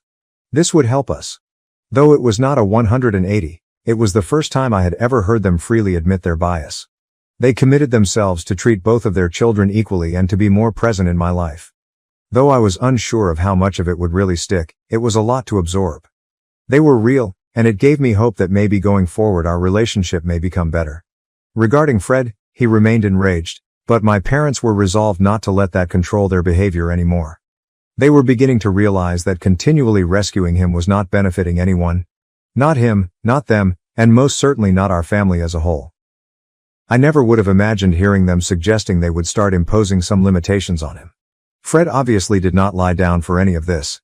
He intensified his efforts to pull my parents back on his side when he understood they were serious about calling off the vacation and attending the wedding. He began threatening our parents in all kinds of ways, including maybe suing them should they not follow through with the trip. He said he would have to sue them for breach of contract, should they fail to assist him with his business. They had pledged to help him. Though I believe Fred knew deep down, it was really an empty threat, and it highlighted his extreme need for their acceptance. Not one of my parents backed down. They advised him that their choice was definite and he had to work out his own issues without depending much on them. For them, this was a significant step, and even if it was difficult for them to challenge Fred, they knew it was essential. Fred continued from there though. He began trying to get other family members on his side by corresponding with them. Claiming that I had coerced our parents into postponing the trip in order to undermine him, he presented me as the villain. With some relatives following Fred's story, it created some conflict inside the extended family. Most of them saw through it and backed my parents' choice to give my wedding top priority. Fred tried his best, but his strategies for manipulation were less successful than they had been. People seemed at last seeing him for who he truly was, a person who was always seeking a handout instead of owning his own mistakes. All of this drama clearly creates a gulf inside the family. Certain of our relatives are firmly on Fred's side, thinking that our parents ought to have honored their word to support him no matter what. Viewed as the spoiled younger sister exploiting her wedding to create distance between the family, they perceive me. Others, particularly those who have seen how Fred's actions have impacted my parents over the years, support their choice to go to the wedding and begin enforcing limits with him. These days, family get-togethers are more contentious and individuals are silently siding. Those who believe I'm in the wrong will judge me. I try not to let that affect me. Aaron has been fantastic in keeping me focused on the positives. That is, that our wedding preparations are still underway and that my parents will be here to assist us. Not easy, but is it? I worry about how this would impact our family over time. Will this divide ever close or will it keep widening till it is too great to span? I know I have to be steadfast in my decisions even though I have no solutions. Especially when it involves compromising my own happiness, I cannot keep stopping backwards to fit everyone else. About Fred, I have no idea what his future holds. He is still looking for a means to salvage his company. Without our parents' financial support, it will be difficult. Aaron and I are concentrating on our wedding and the life we are creating together in the interim. Although the path has been difficult, I hope the changes my family is undergoing will result in a better, more balanced relationship for all of us down the road. Update. Though all the drama preceded the wedding, I wanted this day to be flawless. The day of the wedding eventually arrived. Aaron and I had worked so hard to make it unique, I simply wanted everything to go without incident. Nancy, my maid of honor, who has been my best friend since college, kept reminding me that today was about Aaron and me and that nothing else counted. At the site, a lovely garden estate, Aaron and I had fallen in love with the moment we first laid eyes on it. We were ready. Though I had not spoken to Fred since our previous chat, I knew my folks were on their way. Not sure whether he would show up or not, and the idea of a possible confrontation was weighing on me. The wedding was lovely, and I felt as luckiest person on earth as we exchanged our vows. Looking over at my parents in the front row, I saw my mum cleaning away tears. That was a little but important moment that gave me hope that perhaps we were headed in the correct direction after all. The ceremony itself lived out all I had hoped for. We kept it private, with just close family and friends, and the officiant did a fantastic job of making it seem heartfelt and personal. We snapped pictures in the yard following the ceremony. The setting was really lovely, the light was perfect. While things were still a little awkward, my parents joined us for some family photographs and it was obvious they were really delighted for us. They were trying, and it meant a lot to me. The welcome speeches were moving when it came time. My dad even shocked me with a moving toast in which he apologized for the recent conflict and said he was really pleased of the woman I'd grown to know. For him, it was a significant step and seemed like a fresh start even though it did not wipe out all that had transpired. Fred and Alice arrived just when I believed the day was running without any problems. They hadn't RSVP'd, so I wasn't sure whether they would show at all. They entered the midst of the reception and momentarily the place went quiet. Fred seemed to be carrying proof. He initially went up to our parents, had a little whispered talk with them and then moved over to Aaron and myself. Alice held back, clearly uneasy. Fred congratulated us when he got here, but he was obviously not really here to rejoice. He was there to make a point. Right in the middle of our wedding reception, he wanted to strike up a discussion on his company problems. Even on my wedding day, he seemed unable to tolerate not being the focal point of attention. Aaron moved in before I could speak. Fred was gently reminded by him that today was about celebrating our marriage and that this was not the time or place for business. Fred did not find it appealing. Aaron was not having it as he tried to protest. Fred gave up and turned away finally, but harm was done. I made every effort to ignore it and savor the remainder of the night. We danced, cut the cake and hung about with our loved ones. Though Fred tried to create drama, the evening closed on a good note. Officially, I married the love of my life. Nothing Fred did could take that away from me. Regarding Fred, his life has veered somewhat differently. My parents faced a tough choice following the wedding. They agreed to stop contributing financially. They came to see that continuously rescuing him was not doing him any good and that it was time for him to pay for his mistakes. Fred's company soon closed without our parents' assistance. He looked for additional investors, but those offers dropped through without the trip to Europe. He eventually had to start bankruptcy filings. He had trouble swallowing this harsh pill, hence his pride suffered greatly. At last Alice, who had been mounting annoyance with Fred's financial irresponsibility, reached her breaking point. She picked the children and left him, moving in with her parents as she worked out her future moves. Fred is learning to live alone and must start over in his life. Although I enjoy his demise less, I do believe this is the wake-up call he required. Perhaps now he will begin to take charge of his own life instead of depending on others to resolve issues. Only time will let us know. For Aaron and me, at last we can concentrate on our future free from all the familial strife. We intend to shortly start a family. We had to postpone our European honeymoon as well since all the wedding drama interfered. It seems like the ideal approach to honor our entering into this new phase of life. I want to pause to thank everyone on Reddit for their guidance and encouragement along this insane trip. Your statements gave me the will to defend myself and make some difficult decisions I might have otherwise backed off from. Though it wasn't simple, I'm rather happy I stayed with my guns. Forgotten and excluded from my parents' wedding. After 25 years together, I exposed their neglect on social media and revealed the truth. I, 17F, was just forgotten on my parents' wedding day. My parents have been together for approximately 25 years but never married. That's why when my father, 50M, proposed to my mother, 49F, on their anniversary, which they had always celebrated on the day my mother discovered she was pregnant with my eldest sister, despite the fact that they had previously been together, everyone, including me, was overjoyed and celebrated the occasion. This happened way back in February. They moved right into wedding preparations, deciding early on that they would hold a modest affair in Hawaii, with only their closest family and friends for an intimate ceremony. Almost immediately, my mother asked my sister, 25F, to be her maid of honor, and my father asked my brother, 22M, to be his groomsman. I was not surprised nor angered by this. My sister had always been a mommy's girl, and they both enjoyed spending time together shopping and socializing, so they had a strong bond. The same goes for my father and brother. They were often playing football together and messing about with cars. My father even coached my brother's team in middle school. That usually left me as the odd one out. I attempted to participate in my family's interests and groups, but was consistently turned down. Maybe they sensed that my interest in their activities wasn't genuine, or maybe they just didn't mind. Regardless, I was used to being the last and least important member of my family. Mom had a sister, and Dad had a brother.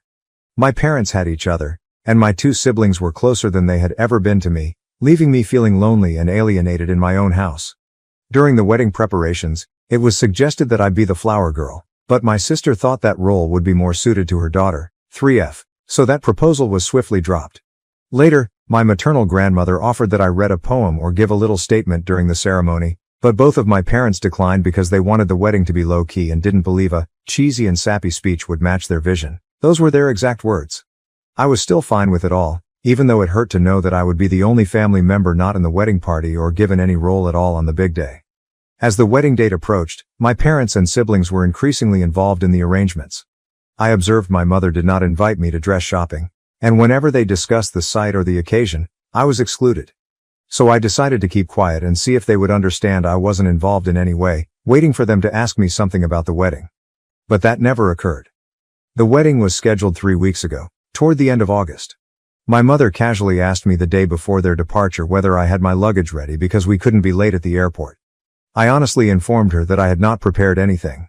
She looked perplexed for a second before snapping at me for not being prepared. I immediately asked her if I had a ticket, and her face turned pale.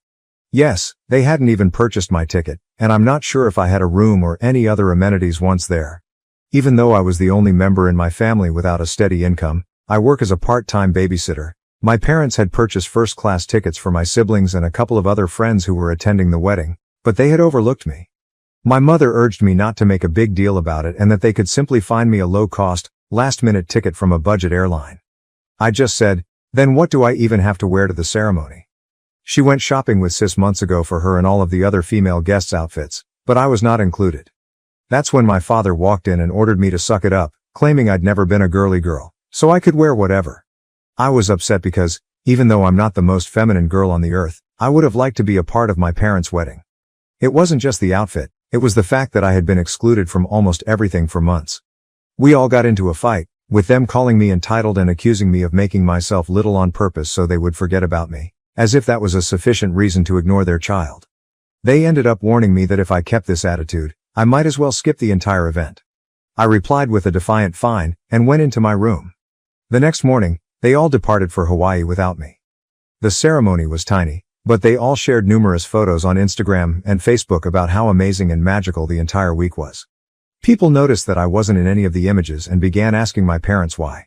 They responded that, unfortunately, I got COVID before the trip and had to stay home. I made a throwaway because I didn't want to give out my personal information, which is freely accessible on my real account. Unfortunately, this is not a fake. You are the first to bring up the affair theory in my mind, and I'm not sure what to make of it. I hope this is not true. Commenter: the wedding party and other guests received first-class tickets, but their youngest child did not. How is this possible? Then they don't rectify it by buying you a first-class ticket, but rather an economy ticket because it's cheaper. Did you even have accommodations? No dress either, just wear whatever? Now it is your fault that they are careless. Hell no, these parents stink. I believe when she started a cheaper airline, she meant it was more likely that I would arrive on time, as their aircraft was allegedly fully booked. Again, I'm not sure about the accommodations, they made no mention of them. I just know that they all stayed at the same hotel where the ceremony took place. Commenter: instead of fighting for minimum attention from her parents and siblings, she should focus her energies on seeking other sources of fulfillment. I really don't have the strength to do anything these days. I'm starting college later this year and the plan was to live at home because it's not far away, but now I just want to leave. I'm not sure how though. I don't have enough savings or a job right now, and the thought of going out and getting one feels overwhelming. I don't want to drop out, but I want to go somewhere else. I wrote this yesterday because I needed to rant, but I didn't want to start an additional controversy, so it's anonymous. Commenter, if she is PLA, was in college, she should proceed with the emancipation process. Emancipation will save her a fortune on her schooling, and I guarantee you that her horrible parents did not plan to benefit her in any way. OOP, before all of this, I planned to attend college in my hometown. It's a terrific college downtown, and I was overjoyed to be accepted. A couple of my high school buddies are also going there and will live at home. I was saving to buy a car for simpler transportation, and they were going to pay for my tuition and other expenses, but now I simply want to leave this house. Commenter, stay strong. Do not let them get under your skin. Even if you have to find roommates or move in with a friend, depart as soon as you feel secure with your money. There are Facebook groups and other resources for finding roommates, particularly in college locations. OOP, I know that's what I should do. I have a buddy who is moving into a studio apartment near our campus, but I don't have a job right now and don't want to be a burden to her. She and I are close, so I am sure she would invite me to move in with her, but I don't want to be a burden. Also, I don't have a job right now, so I can't pay rent, which is something else I need to work out. Update 1, thank you very much. A few days earlier, I couldn't get out of bed, and my family's comments had convinced me that I was to blame for all that had happened. But after seeing the answers to my article and all of your support, I felt reassured with my acts and thoughts for my family. I'm still dealing with feelings of guilt and melancholy, but anytime I start to spiral, I remember how much this community of strangers has supported me and I try to calm myself down with your comments. Thanks to your opinion and suggestions, I finally decided to call my grandmother and tell her the whole thing. Before I continue, I should clarify that my grandmother, 77F, did not attend the wedding. I stated it in the comments, but I feel compelled to include it here as well. She lives a few states away and has mobility concerns, so she no longer travels. We went to see her around Easter, and she suggested that I read a poem during the wedding, but that was the last time I saw her in person before all of this. She has always been very affectionate to me and has previously chastised my parents for their favoritism, but she is unable to play a more active role in my upbringing because she lives so far away. I'm constantly apprehensive about troubling her because of her age and health. She had a mild stroke a few years ago and is now back to normal, but I'm still concerned. Anyway, I contacted her and explained everything about the wedding, even how my parents didn't even purchase me a ticket to accompany them. She came to the same conclusion as the majority of the commenters. It was simply unthinkable that they had forgotten and done it on purpose. I cried on the phone with her, explaining how I was feeling, how this had been going on forever, how I felt in the aftermath, and most importantly, my need to go.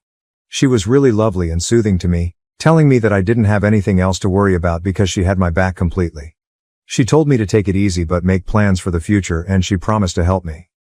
After that chat, which lasted around 2 hours, I felt better and decided to take her advice. I began working on a plan for the upcoming academic year. I have a friend who is going to rent a studio near our future campus. She has a wonderful relationship with her parents, but she has 5 younger siblings and wants to be more independent, so she opted to move out.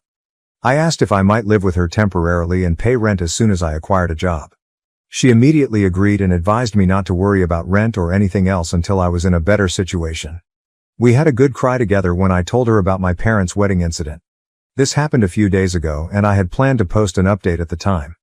However, my grandmother called my dad and siblings to chastise them on how they were treating me. My brother texted me later with a half-hearted apology, stating he didn't realize I wasn't included and simply assumed I wouldn't enjoy the vacation. He also accused me of uploading the photo solely to cause trouble. My sister, on the other hand, berated me, telling me that I kept making my problems public and blaming them on the family although they were all innocent. My folks have been acting strangely since returning from their trip. They berated me and were outraged at first, but since then, we've just ignored each other. After my grandmother called them, they came into my room and told me that if I wanted to put this whole thing to rest, I needed to stop talking about it. They say it would have all been over if I'd only kept my mouth shut. I requested them to leave my room and contacted my grandmother again to explain what had transpired. She then told me that she and my uncle, my mother's older brother, had bought plane tickets to see me. I was honestly concerned about this because my grandmother's health isn't great, and this level of work is too much for her. I understand how difficult it is for her to get on a plane, so I attempted to discourage her from coming and assured her that everything would be fine. But she refused to listen, telling me that she was overdue for a chat with my parents and wanted to see me. I'm worried about her and feel like I pushed her to take this lengthy, difficult trip because of me. I want nothing more than to hug her right now, yet I'm concerned about her. At the very least, my uncle will accompany her, but I hope she does not overwork herself or that nothing bad happens to her, because that would shatter me. They arrive tomorrow and haven't notified my parents about their vacation. My grandmother begged me to keep it a secret until she arrived.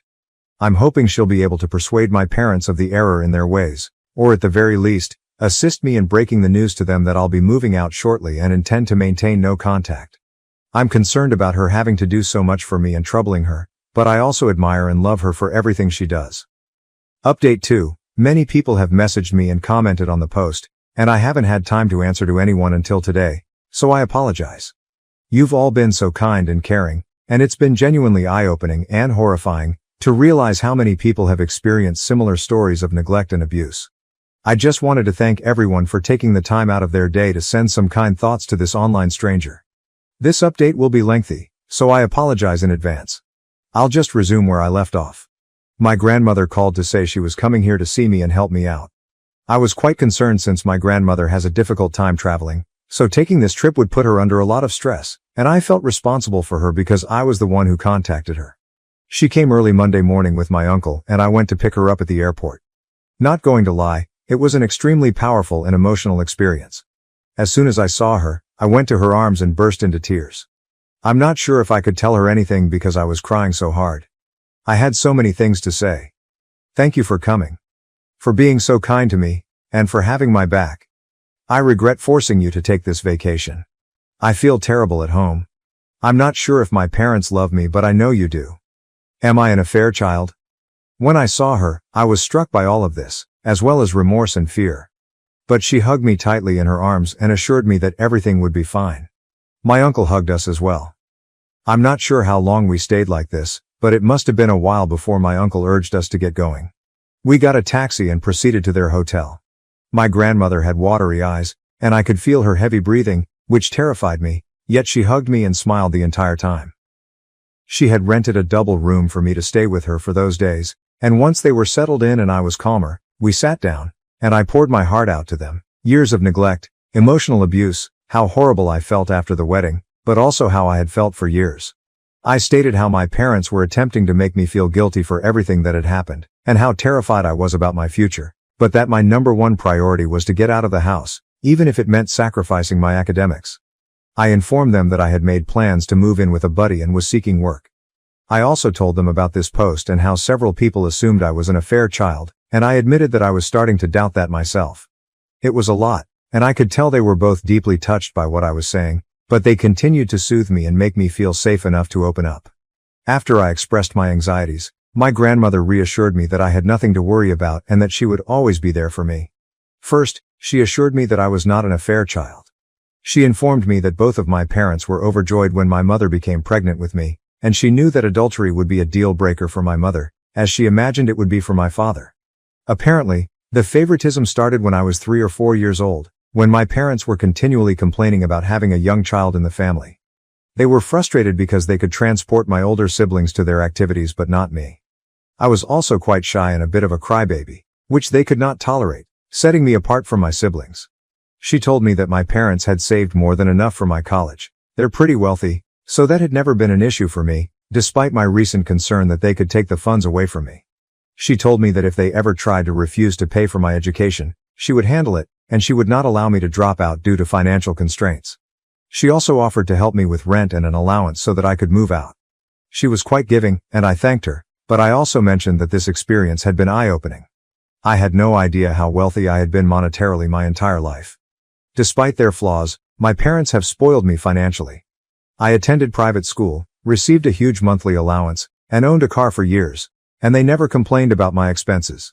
Seeing the experiences presented here made me understand how fortunate I was and how relying on them put me vulnerable to losing everything. I told her that I wanted to be independent, not just from my parents, but from everyone.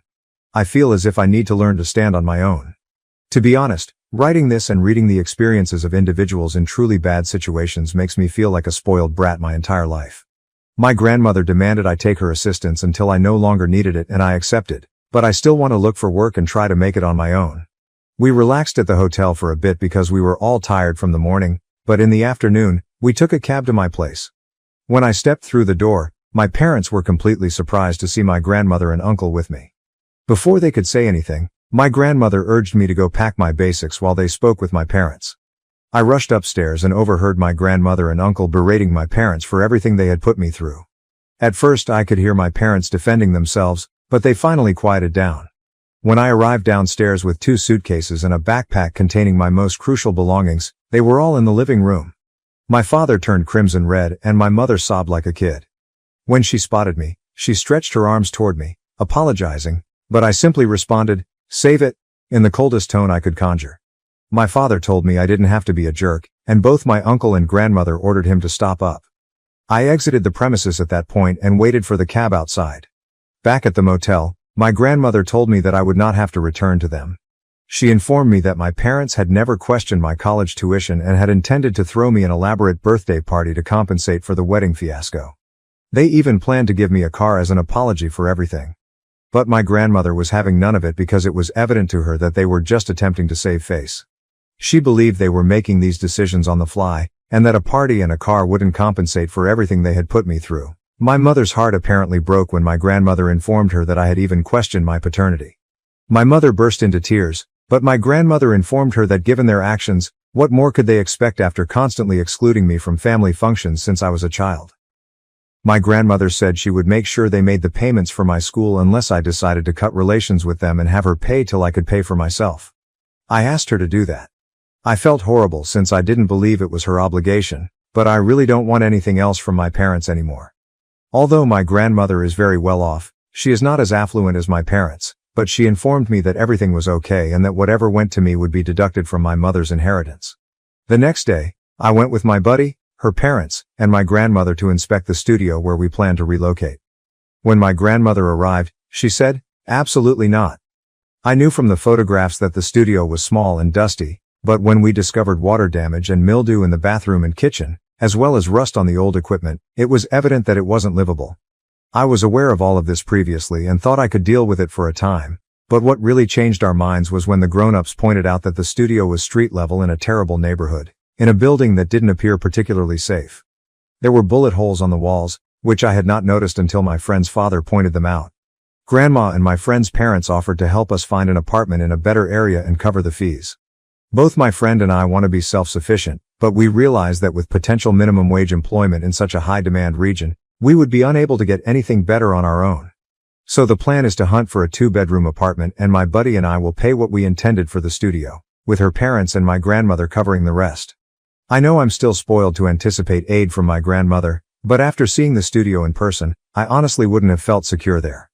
My friend's parents, who were aware of what I was going through, invited me to live with them until we found a suitable apartment, for which I'm really thankful. I've been staying in the motel with Granny since she leaves in a few days. Apparently, my friend, her parents, and my grandmother discussed this before coming to me to ensure I had a safe place to stay until we moved into the apartment, which has yet to be discovered. I teared up as I thanked them, seeing how many people had rallied around me to give assistance. Since then, I've started moving some of my belongings from my parents' house and setting up my space at a friend's. Every time I return, my mother cries and apologizes, and my father has also apologized, but I stay distant and cold toward them. My sister called to say her mother was a wreck and that I was a D-bag for what I had done. Before she could say anything else, I hung up and blocked her. I was about to block my brother as well, but I noticed he had sent me a very long message in which he apologized repeatedly for all he had done and for not comprehending how horribly our parents treated me. He stated he had been doing a lot of self-reflection since Grandma called and realized he was mistaken in presuming I wasn't on the trip because I didn't want to go. He also regretted allowing our parents to exclude me for so many years. I replied briefly, thanking him for his thoughts but stating that I need space and am not ready to accept his apology just yet. I believe he is sincere because he has never been mean to me in the same manner that my sister has, only distant. However, I feel compelled to keep him at a distance for the time being. Keeping in touch with my family feels like the correct thing to do while everything is still so new. Maybe in the future he will show me that he is just as vicious as everyone else, and I will block him. However, as long as he respects my boundaries, I feel better not cutting him off totally. I've also scheduled an appointment with a therapist who specializes in neglected teenagers, and my first preliminary consultation is next week, which will be sponsored by my grandmother. This makes me even more eager to get a job to relieve her of the load, despite the fact that she has repeatedly stated that she is willing to do everything for me. That's where things are right now. I'm not sure if I'll blog again. Maybe after I start classes or move into my apartment, but for now, I'm just trying to spend time with my grandmother and uncle. I'm working on learning to grow and overcoming the feelings of guilt and depression that have haunted me for so long. I'd like to thank this community again for being so nice and helpful to me. To everyone who has messaged me with their own personal stories of being kicked out or having to make it on your own at such a young age, you have made me feel a lot less alone. You've also shown me that things can improve if I work hard for them. I feel lucky because I have such an incredible support system in my grandmother, uncle and buddy, but you're right, reaching out has been the finest move I could have made.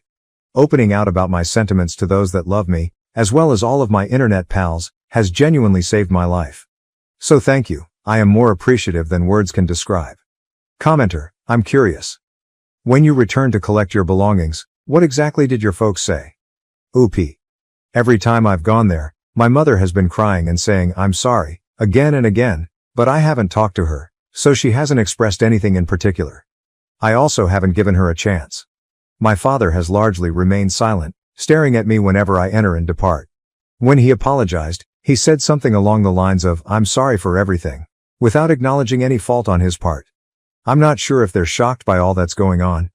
I'm overwhelmed and haven't had time to digest it all, or if they don't believe they've done anything wrong and are simply acting for grandma. I honestly do not know. Commenter, don't chop off your nose to spite your face when it comes to college money. Your parents are responsible for paying the entire bill. Don't burden yourself with that expense when they can cover it. It's the absolute minimum they can do. OOP, my grandmother has already told me that it is unacceptable for me not to attend college simply because my parents will not pay, and she will not allow me to take out student loans either. I asked if she would co-sign, and she flatly refused, saying she'd rather pay herself than see me upset about money. I will not sacrifice my education because of my parents, but I will take advantage of this opportunity with my grandmother. I'd rather not receive money from my parents because I know they'll hold it over me for the rest of my life, as if I owed them. I'm really fortunate that my grandmother will take care of this, even though I feel I don't deserve her. Commenter. I hope you don't feel bad for coming from a wealthy family. You are not privileged. You appear to be more self-aware than many others from your upbringing. Working and living separately from your family will allow you to explore the world. I honestly don't believe you're a pampered, affluent child. Working for what we need develops character and teaches us a variety of skills, including how to deal with tough people, the value of each hour and dollar earned, collaboration, societal institutions, and more. I'm pleased you have a safety net with your grandmother, and don't listen to anyone who would judge you for it. Many of us live paycheck to paycheck, and I would not want that on anyone just starting out in life. If you ever want to give us an update on how things are doing, I will absolutely read it. Thank you for sharing this terrible period in your life. OOP, I feel more than guilty, angry at my heritage and how ignorant I've been my entire life about my privileges. This self-awareness you stated has only recently come to light for me. When I initially clashed with my parents, I didn't think about money or how I'd support myself. That's always been a given for me, which is wonderful considering I'm still under 18. But after posting here and reading posts from others who have had to deal with the financial ramifications of being neglected, cutting off their family, or leaving home at an early age, I realized how out of touch I had been.